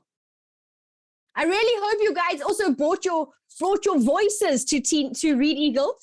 Last time everybody was a little bit shy, but I hope you guys are just going to be more enthusiastic today and share some of your knowledge with all of us. I'm so excited for that. I really hope that you have brought your voices and your enthusiasm and your energy. Hopefully I'm giving you some. Yes, for sure. We can't wait to hear what you guys thought about the book. So if you guys did join us last time, you might see some similar discussion questions. We really just brought Readeagle back for those students who just signed up for TeenEagle, who just found out about TeenEagle and are sort of looking for ways to prepare. So this is just another session, to give you guys a chance to prepare really well and, dive into some of these books.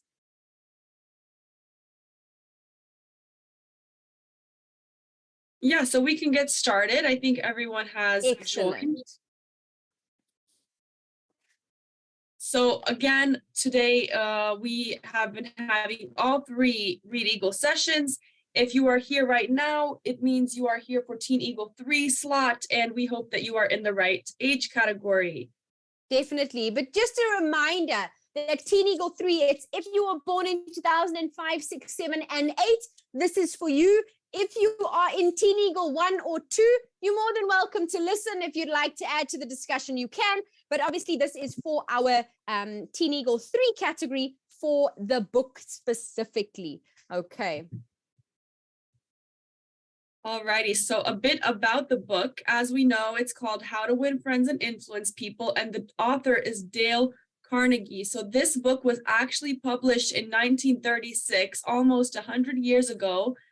So about 90 years ago. And to this day, this book is still one of the most well-known books for sort of improving your communication, influencing people, becoming sort of a well-liked person in your community, at work, at school, which means that in these 90 years, I mean, if it's still one of the top books, it means that in 90 years, not many were able to top it, which means it probably has some good advice in there.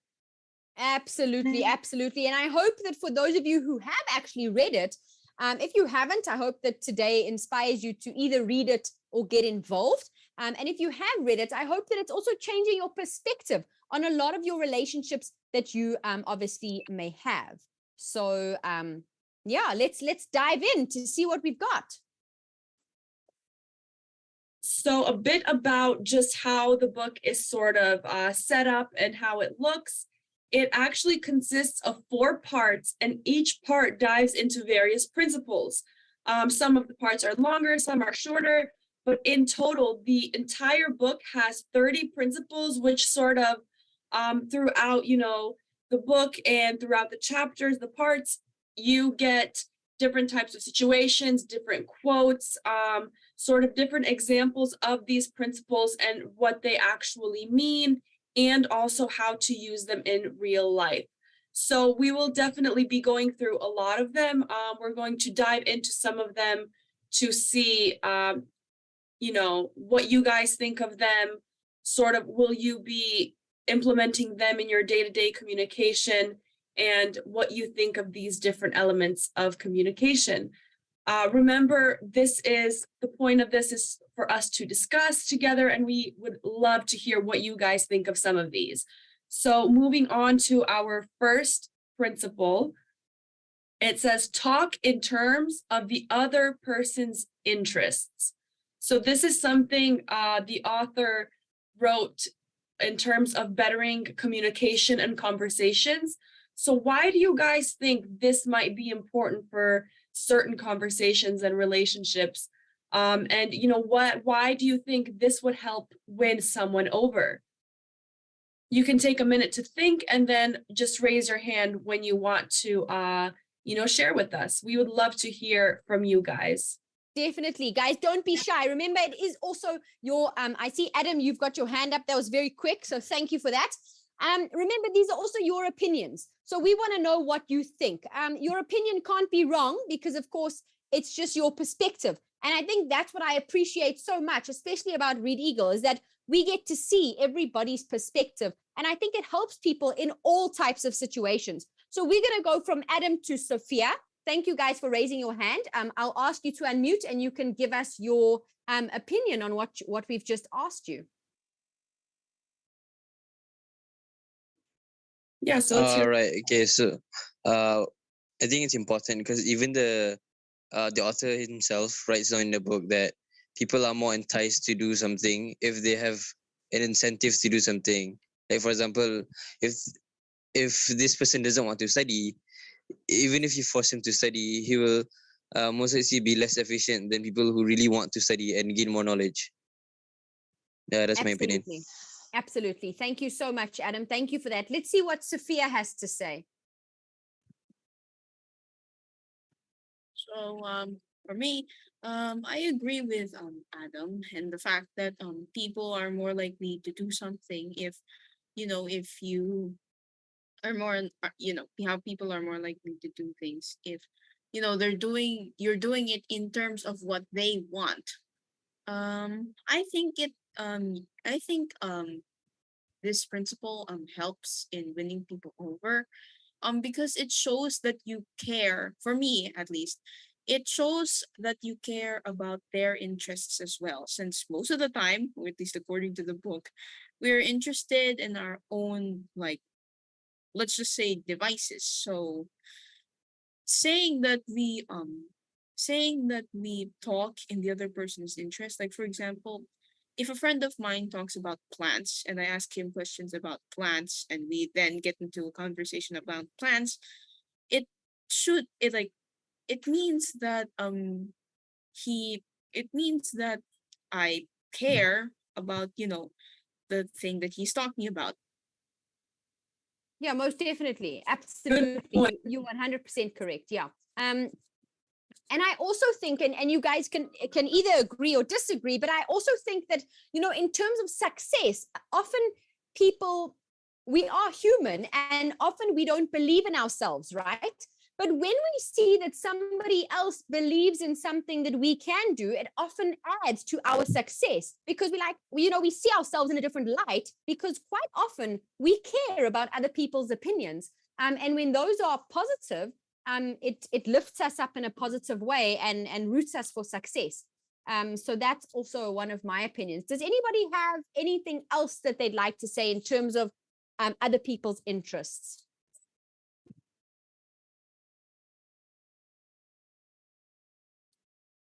No? If you guys come up with anything, feel free to comment in the chat box later on, or even raise your hand when it's time to raise hand again and add on something from prior in the presentation. But for now, let's move on to the next principle, perhaps, which is show respect for the other person's opinions. Never tell them you're wrong. So why do you think this helps in utilizing, why do you think utilizing this helps in winning people over?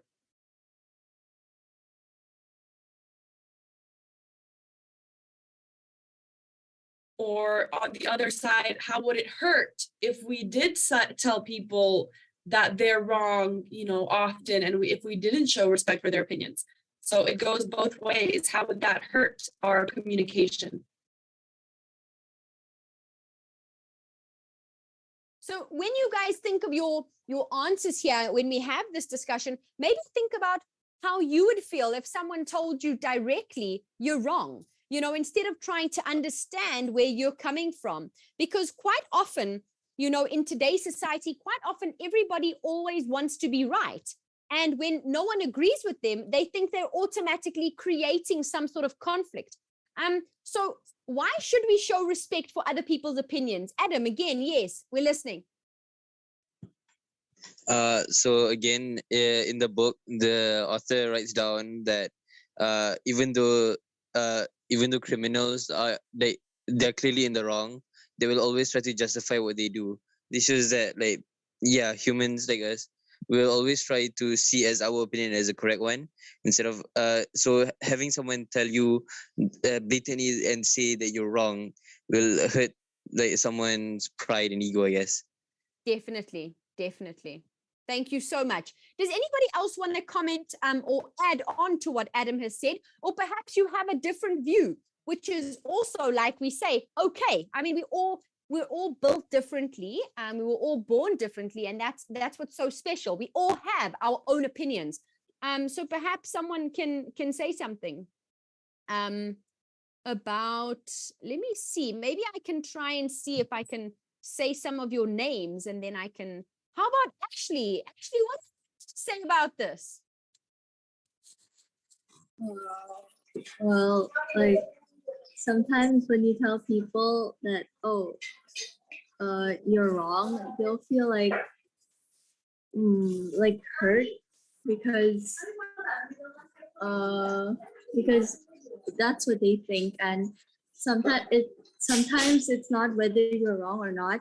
It depends what you think, but you should also respect other people's opinions, because not everything is wrong. It could be just your way of thinking. Yes, most definitely. Good. Thank you, Ashley. You did that like a pro. I just called on you and you just went in there and you spoke. That was excellent. Thank you so much. What about one more? How about Zara? Zara, what do you think?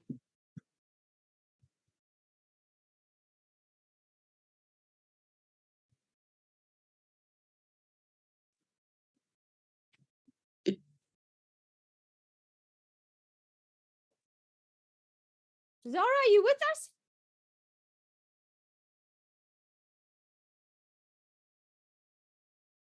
Okay, I don't think Zara is with us.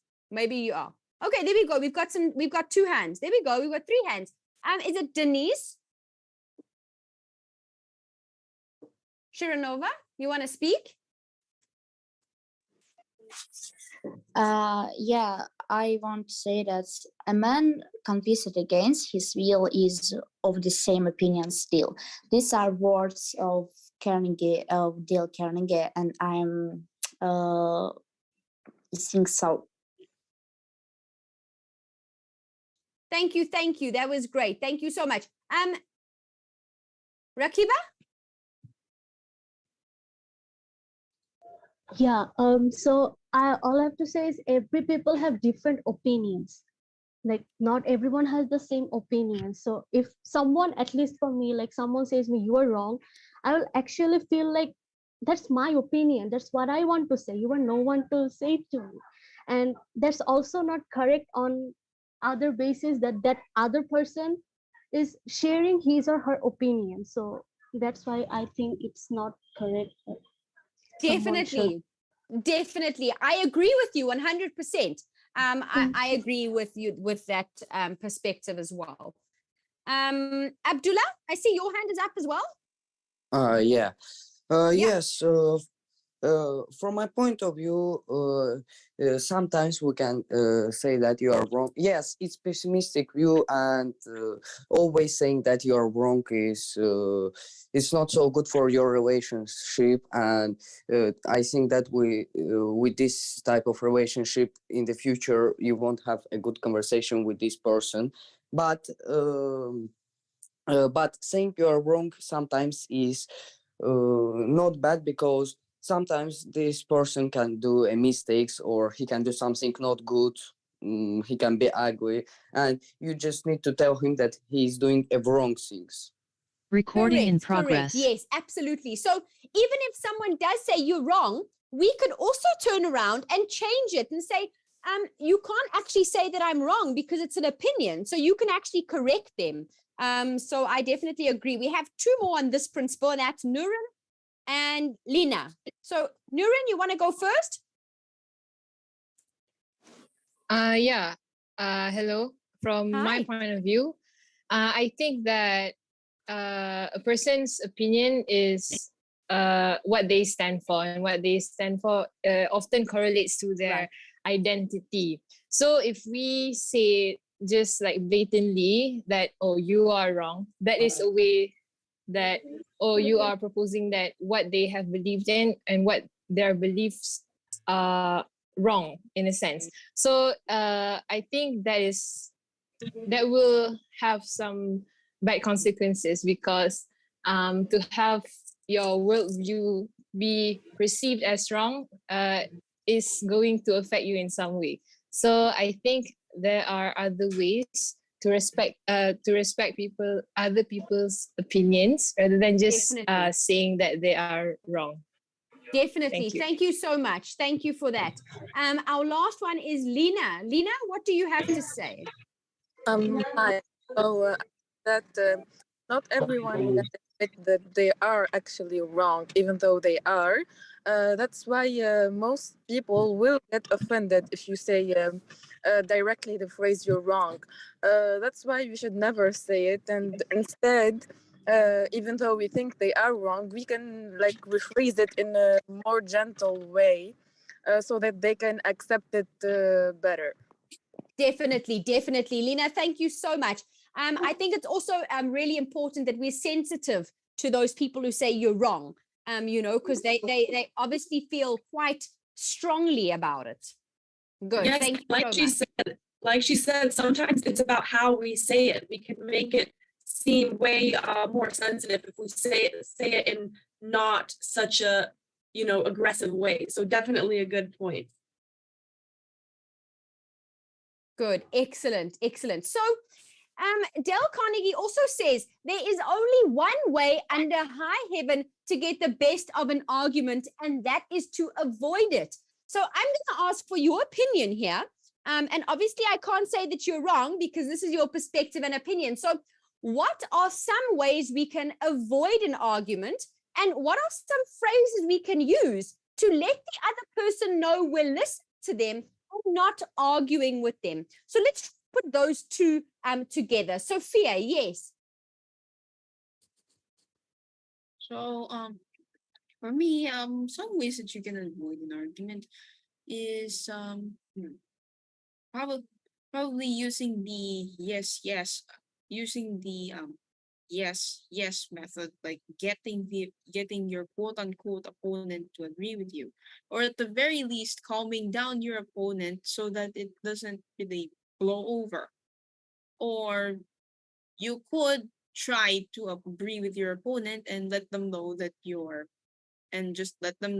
listening, which leads me to my next set of answers, which are the first phrase that comes to mind first phrase that comes to my mind when I let people know that I'm listening to them is probably just like, all right, uh all right, I'm listening, just give me what you have to say, and then I'll probably comment about it. That's all I have to say. Okay, good. Thank you so much. So I guess it's also back to the same point that we said earlier, is how you say it as well. If you're not really listening or paying attention, and you say it in perhaps an aggressive type of way, then obviously they will think that you're trying to argue. Rakiba? Yeah, so the best way to avoid an argument is also respecting the other person's opinion, because that person is also sharing his or her opinion. And yeah, I can definitely say that I respect your opinion, but this is my opinion. So in this way, we can understand each other's interest and may avoid argument. Definitely, definitely. Thank you so much. That's absolutely true. They're also being vulnerable, telling us certain things as well. So we need to respect that. Thank you so much. We've got, is it Barin? Barin? Yeah. So, hello guys. I want to say that, in my opinion, the best way of an argument is show the respect for another person's opinion. Never say you are wrong, because they have the different way to say something, or we are the different way to thinking. So they have. I want to say that that's two different thinking for each other, and we will have them respectful for each other of the opinion, and say that's your opinion and that's my opinion, and that's that. Yeah, definitely, definitely. Thank you so much. I definitely agree. Because we all have different opinions. Denise and Amanda. So Denise, do you have something to say? Yeah, I want to say the words of William James. The deepest principle in human nature is the craving to be appreciated. And I agree with him because, like a human, everyone needs to be the feeling of importance of him, and we are sure to give them what they want if we are actually want to winning them. And actually, I want to say about people who can put themselves in the place of other people, who can understand the workings of their minds, never worry about what the future has in the store for them. This are the words of Dale Carnegie, and I'm actually agreed with him. We are always sure to understand other people. Definitely. So it's good that you agree. Thank you so much. That's excellent. Thank you for that opinion and that perspective. Amanda? Okay, first and foremost, I apologize if I sound very quiet because it's actually 11 p.m. in Malaysia. I But see, my no opinion problem. on, yeah, okay, so my opinion on what are some ways we can avoid an argument. I think that in general, an argument is something that you go into in order to sort of solve a problem or to actually gain something out of it. So what happens when people get into heated arguments that go nowhere is that they kind of lose the purpose of actually like the discussion itself. You know, it becomes less something to actually get benefit of and more of something that has to do with people just fighting over their pride. So I think the best way to actually avoid an argument is by remembering the point of what you're talking about, remembering what you want to get out of it, so that if with this type of acknowledgement, you kind of have like what's to say, you have the patience in you is more likely to come out because you kind of stick to the point rather than going off track. Yeah, that's my opinion. Thank you. Most definitely. Thank you so much. And that's something we haven't heard today is the word patience. I think it's very, very important to have patience with one another when we are trying to get our opinion across, because sometimes our opinion might be interpreted something differently. So it's really, really important that we do have patience. So thank you so much for that, Amanda. Yeah, it's appreciated. So thank you. And for those of you who might not have read the book, I hope that you are, getting an understanding of what this sort of book is about, and you will start reading it, especially before the 4th of March and perhaps for Saturday. Good. All right. So the next thing that we're going to discuss is, why is praise such an important part of communication? So what is your opinion on that? I know, when you're communicating, why would you say that praise is an important part of that?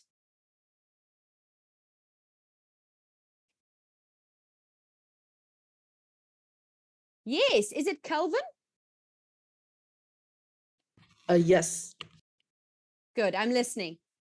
I think praise would be a very important part of communication, as it would enhance the person's self-motivation and could possibly add more detail.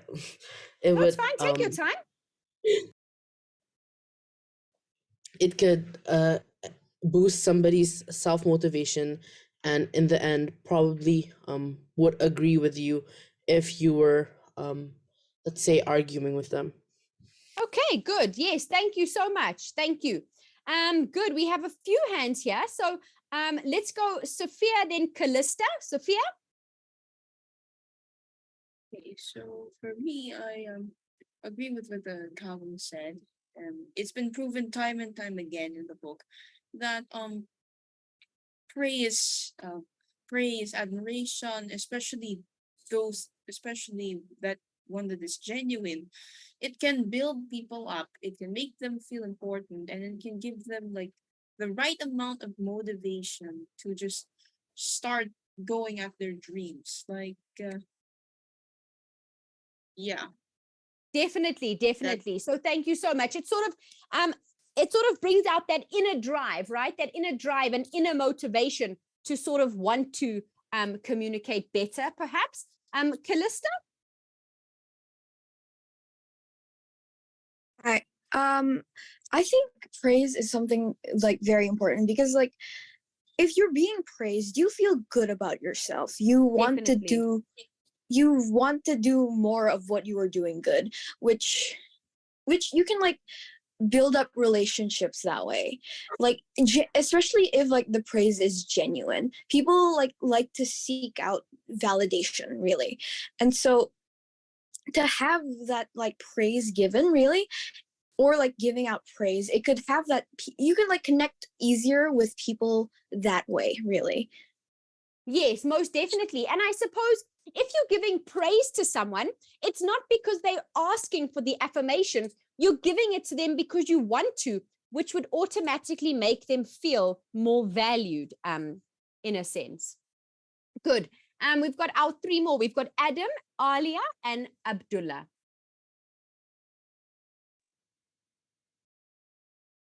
Yeah, Adam, I'm listening to you.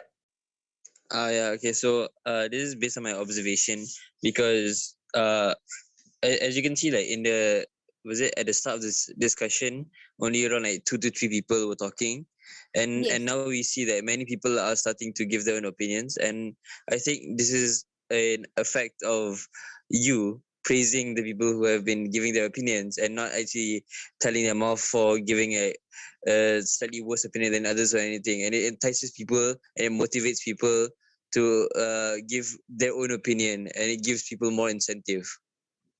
Absolutely, Adam. I couldn't have said it better myself. Thank you so much. Alia, you're up. Yeah, hi. I think everything Adam said was correct. And by praising someone, people get they feel better about themselves. They feel it creates a more positive atmosphere. And when you want to create discourse or discuss something, people will tend to be more open-minded because they realize that, you as someone who's giving praise actually they actually like value your opinion, or they are actually listening or paying attention to what you're saying. Definitely, absolutely. Yeah, it just gives them a bit more of that attention because they're like, oh, actually, I'm being listened to. So they want to communicate better as well. Thank you, Alia. Thank you for that. Abdullah? Yeah, in my opinion, praise is one of the important things in our relationship with someone because first I can say that we all know about our value, and if you just praise them, this type of people, they will boost their motivation. They will feel better. But I think that we need to to praise them sincerely, because you shouldn't show them your fake emotions, because Definitely. I think that they can easily understand that you're telling that you have a fake emotions. You're not praising them, you're just praising for you. And I think that in our relation, and you mustn't be you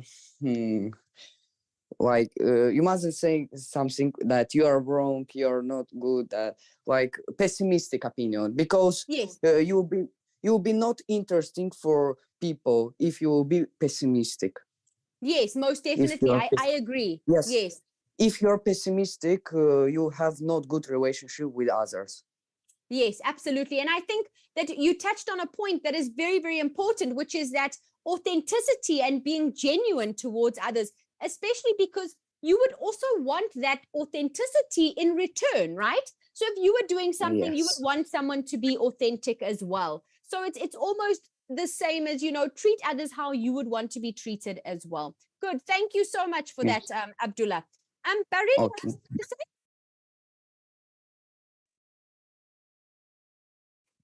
Hello, guys. Again, begin with the price and host the application. Call the attention to people mistake indirectly. Talk about your own mistake before they critic the other person. Add the question interested of giving direct order. Let the other person save face. Pride the sunlight's improvement, and the price every improvement. Be heartily in your approbation and the lavish in your fronts, and give the other person a fine reputation to life up the using incrementally make the false seem easy to contact. Make the suggest other person happy about the doing them thing you suggest. Definitely. Thank you so much. I appreciate all of you guys so much and your opinions. And I hope that it's helping all of those that are listening understand as well. I see we've got one more hand. Is it Hannes Benedicto? Sorry, I muted you by mistake there. Genuine praise is a form of giving others appreciation and a feeling of importance. So it's important to build a positive environment and motivate and be more supportive of others. Definitely, definitely. Thank you so much. We haven't heard of you till now, till you put your hand up. So I appreciate your input as well. So I definitely think being genuine is one of the most important things that Abdullah mentioned. So thank you so much. Okay, so for those of you who have read the book, I'm hoping that all of you have. Which of the principles in the book did you agree with the most? Often we have different opinions, and this is great because all of us are different. But which of the principles in the book did you agree with the most?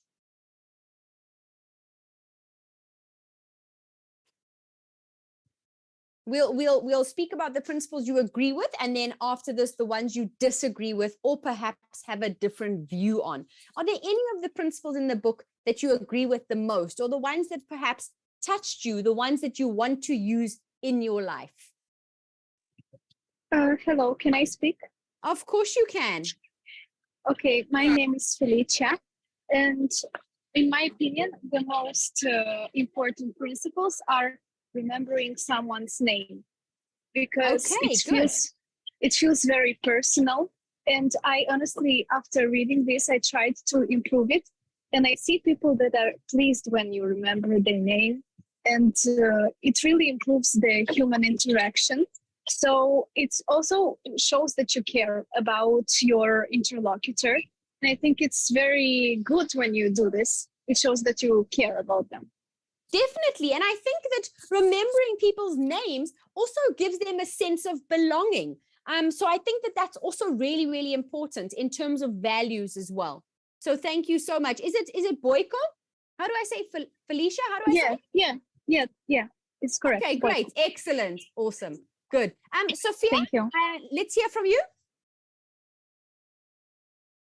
Okay, so the principles in the book that I agree with the most, or at least the ones that I want to try using more in my life, are in order to be are those pertaining to being a good conversationalist, especially listening to people, especially listening to the other person, and second of all, talking in terms of the other person's interest, because I tend to be a little bit self-absorbed, and sometimes I have a hard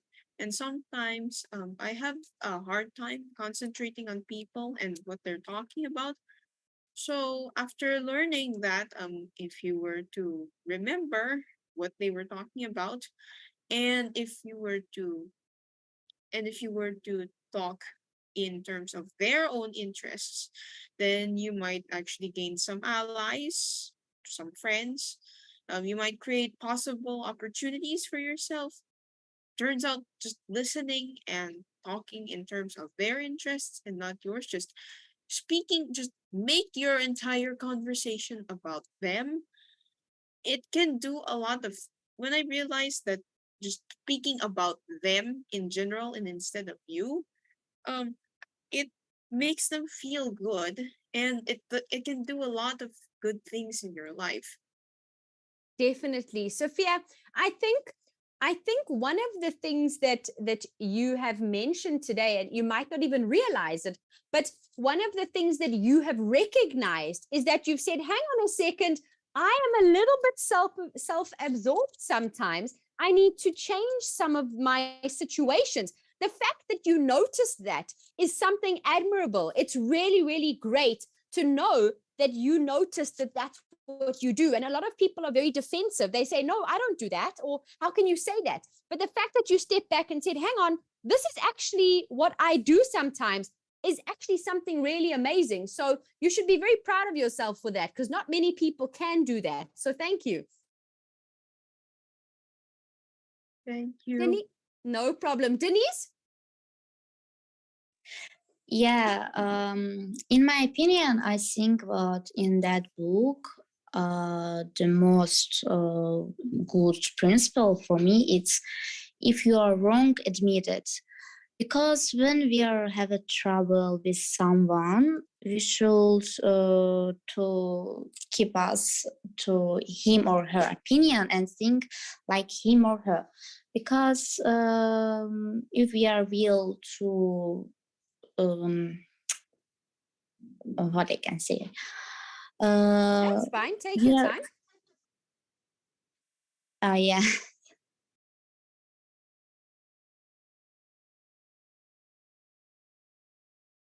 So when you think of it again, when you think of what you wanted to say, just quickly raise your hand, and then you're more than welcome to speak. Okay, we'll still be here waiting for you. Rakiba and then Amanda, I'm listening. Okay, so like the principle that I agree with the most is basically, take the initiative to start the conversation first, because I myself is a little bit introverted. Like few minutes ago, I was not able to answer question. I knew the question. I have my different opinions, but I was hesitated because I feel like people are gonna judge me, and I'm a little bit introverted. But yeah, now that you were praising me, my self-confidence went up, and I was able to give you questions. So I think that's something that I need to work on a little bit, and just start the conversation, and grab the opportunity to make someone feel better or make yourself feel better. Absolutely. And if there's one piece of advice or some sort of quote that I could leave you with, even, you never know unless you try. So never ever leave a situation where you can say, what if? What if? Always go into a situation, and if it doesn't work out, you can always walk away and say, oh well. That's the only thing you can walk away with saying is, oh well. And you never know unless you try. And I'm so glad that you have spoken here, because there's definitely no judgment here. So thank you so much for putting yourself out there. Okay, Yes, good. Good. Amanda, I'm listening. Hi. Okay. For me, the principle in the book that I agreed with the most was about talking in term. Well, it's phrased talk in terms of the other person's interest, and for me this was really important, because actually in the book there's this like example about how this guy who was a parent, he got his son to eat vegetables by kind of talking in his interest, because giving him an incentive to actually do something for his own benefit. And I feel like I've observed in my life a lot of parents who don't really know how to discipline their children or make them do something in like, it's more of someone's talking to you rather than talking actually like with you. So by learning this principle, for me, it just kind of makes me feel like when I want to become a parent, this is something that I want to like apply when I'm teaching my kid, because most of the time children aren't really spoken with, they're spoken to. So yeah. Definitely. Thank you so much, Amanda. That's definitely something that a lot of parents, I think, could learn as well. And like you said, for your future, it's helped you in terms of what you're going to do in the future. Good. Is it Sienna? Yes. Okay. So one of the principles that I agree with the most in the book is becoming genuinely interested in other people, because we can establish deeper ties and relationships with other individuals when we show an interest in them. Being curious about others enables us to comprehend their viewpoints and experiences, which helps us foster our ability to feel empathy and compassion for them. This can also make it easier for us to be sympathetic and helpful when they do. Understanding other people and their experiences can help us develop as a person. It may introduce us to fresh concepts, viewpoints, and moods of thoughts, so enhancing our own comprehension of the universe. Overall, basically, sincerely caring about other people can have a positive impact on our life. Definitely, Sienna, and I tend to agree with you there. And it goes back to how other people are going to be with you. You know, if you are sympathetic and empathetic towards other people, chances are, if you need that sort of same sympathy, it will come back. So it's sort of a little bit of give and take as well. But I definitely agree with you. The last one for the principles that we agree with, I've got Harshini. Hi. Hi. So the principle that I agree most is we should not criticize, condemn, or complain about the people around us. Right. Because I personally believe that each and every one of us make mistakes, and we are supposed to learn and improve ourselves in life. So one way of being a good human being is not to criticize, condemn, or even complain about a person, but we could act a bit more kinder by actually helping them. And also we should talk about our own mistakes before actually criticizing other person about their mistakes. And we should eventually help people and do not make fun of them, because it could actually affect a relationship and also create bad sequences in a relationship. Definitely. And I have to agree with you there, especially with, I'm sure you all know the saying, don't judge a book by its cover. And we all have flaws. I mean, nobody's perfect, but just treating someone with kindness is going to help you most definitely. And, you never know, you might just be making somebody's day. They might have had a really bad day, and just by you being kind has helped them through. So you never know what someone is going through. All right, good. So I would move on to, are there any principles that you perhaps disagree with or have a different view on? Are there any of those principles that you'd like to discuss here? Those that you disagree with or perhaps have a different view on? It sounds like a lot of you are agreeing with most of the principles, so perhaps there aren't many, but perhaps we have one or two. Okay. So Hannes Benedicto sent me a direct message. So I just want to read this to all of you. It's about a principle he obviously agrees with. It's make that person feel important or appreciated, and do it sincerely. So we're back to that authenticity, obviously, and speaking about being genuine towards other people. I agree with this principle the most because I think it can summarize most of the principles in the book. Absolutely. Some of the practical applications of this principle are the principles that the others talked about, such as remembering people's names, focusing more on. So thank you so much, Benedicto. You're obviously agreeing with those opinions, and that's really, really great. Being sympathetic. Thank you so much for that. Okay, excellent. Rakiba, yes, is there one principle perhaps that you disagree with? And then we can move on to some sample questions of the book.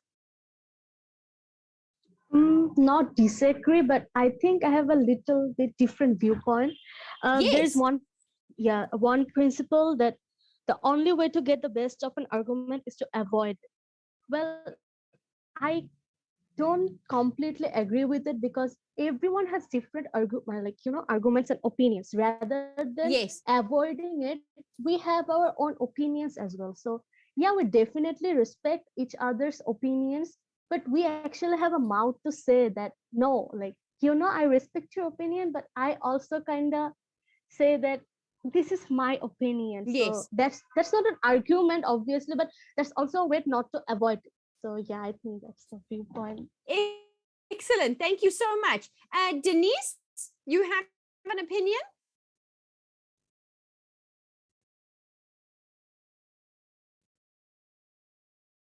Denise, are you there?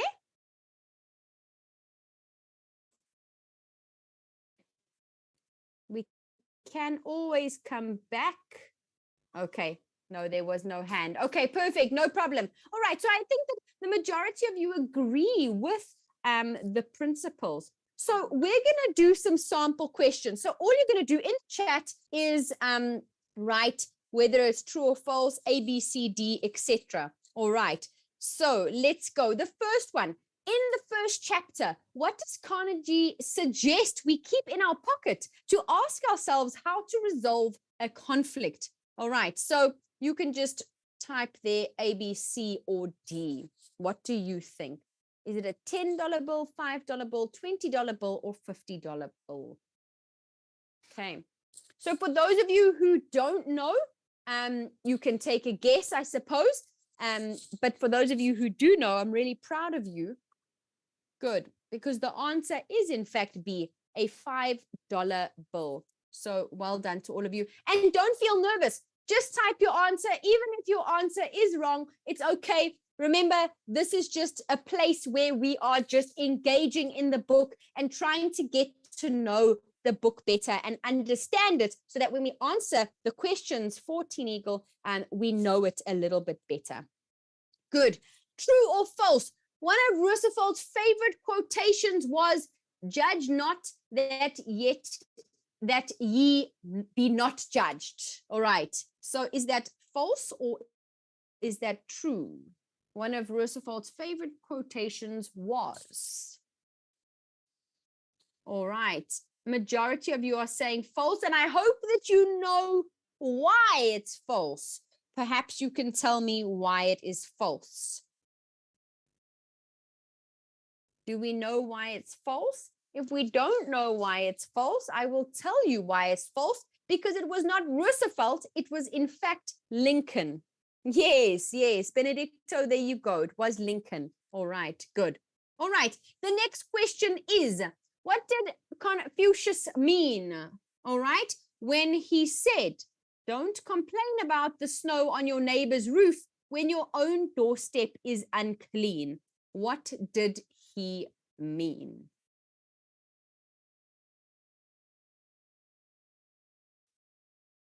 I think that these questions are too easy for you guys. You guys are brilliant. Yes, the answer is in fact A. It means to focus on changing yourself first. So a lot of people are very quick to look at somebody else's mess and somebody else's drama instead of looking at themselves, right? So there's obviously a saying that just says, look at yourself in the mirror. And that's exactly what everybody needs to do. Good. The answer is yes, in fact, A. All right, true or false? Carnegie uses the story of George B. Johnson to show how positive comments make a bigger impact. Is that true or false?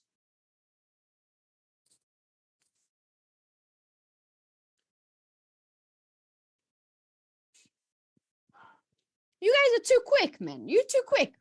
You guys are great. Yes, the answer is in fact true. Well done. All right, so we have the last question, and the last question is, why does Carnegie say criticism is futile and dangerous?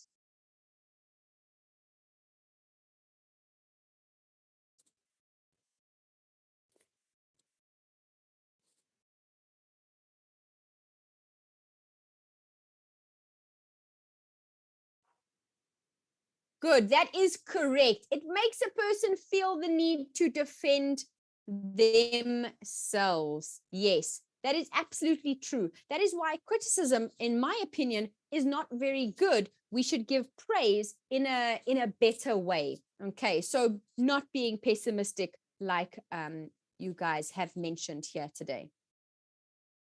Good. Excellent. So would you guys recommend this book? And are you excited to read more and learn more about this book? I'm sure that based on your opinions today, a lot of you would recommend this book for your future, for now, to make some sort of change in your life and learn lessons, life lessons that will get you really far in terms of your success. So I'm sure that a lot of you are really excited. And I am even more excited for Saturday, because we have our mock exam. And remember, for those of you who join the mock exam, 5 of the questions that you see in the mock exam are used in the actual exam. So I'm hoping that a lot of you, in fact, all of you are going to join the mock exam on Saturday at 10 a.m. UK time. But obviously,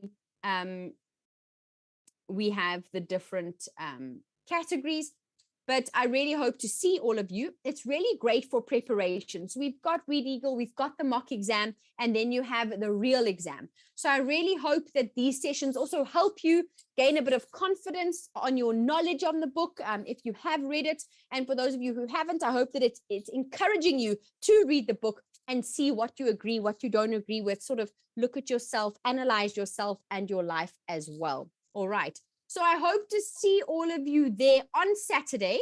I see that you do not, Naeem, you don't need to participate in the mock exam. It's just something to help you prepare. So we've got mock questions. So it's like the exam, but we've got mock questions on your resources. It's just to see if you are well prepared for the upcoming online round. Okay. Teacher. Yes, yes. I don't have your name because it just says Samsung. So what's your name? My name is Venan. Okay, welcome. How can I help? Is this exam real? On Saturday? Yeah. Okay, so on Saturday, it's not a real exam. It doesn't count for marks. That's why it's called a mock exam. So it's a practice round. It's a practice round for the real exam just to see how prepared you are for the exam. But it's not for marks. It's not real. Okay, I see, Mim, you've asked me a question. Will we be having a session to discuss the film? So we won't be having a session to discuss the film, but perhaps you can also suggest that on our Instagram page. If you'd like us to do a session on the film, we can also do that for you. The reason we have Readeagle is because what we have found is during the exam, most of our participants are focusing on the film and not too much on the book. So we're helping them understand the book a little bit better. But if you'd like to have a session to discuss the film, let us know on our social media platforms and we can try and make a plan for you. Baron, I think you have a question? Hello? Yes, I'm listening. Do you have any more sample questions? Have you For downloaded practice? the sample questions from the website? I couldn't find them. Okay, I I'm don't going to know. show you. No Oh, okay. problem. I'm actually going to show you very Thank you. quickly how to download those. All right. All right. So I'll share my screen in about 10 seconds. Just give me a moment. All right. So if you go visit the TeenEagle website, okay, obviously teeneagle.org, and you click on resources. All that you have to do is click on the year of birth. So let's say, for example, it's obviously 5, 6, 7, or 8. So I'll just click on 6, for example. You just click on where it says sample questions and answers, and it will open up the document for you. And then we've put together all of those sample questions for you. Okay. Boyko? Yes, hello. I had a question. Yes. I finished my classes like 20 minutes ago and I couldn't join when the meeting started. And if you could help me, please, what topics have you covered during this meeting, if I missed anything?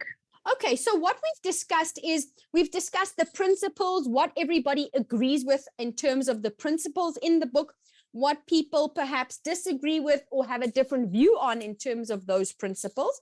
And we've also discussed a question, for example, why is praise an important part of communication?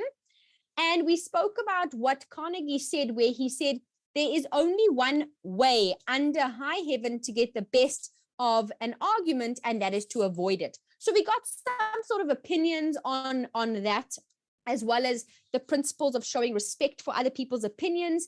Never say you're wrong. So that's what we spoke about, as well as the principle of talk in terms of the other people's or other person's opinion.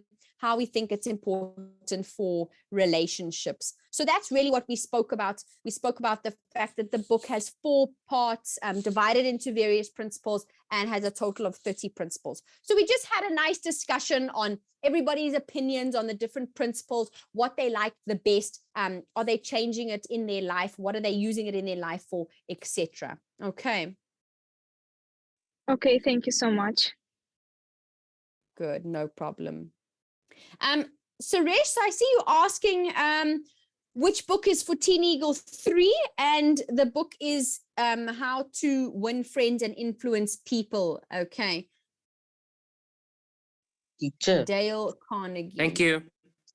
No problem, no problem. So if you guys have any more questions, please feel free to email us and we will also answer some of those questions. But I'm so happy about the participation that we had today. I'm really grateful for all of you.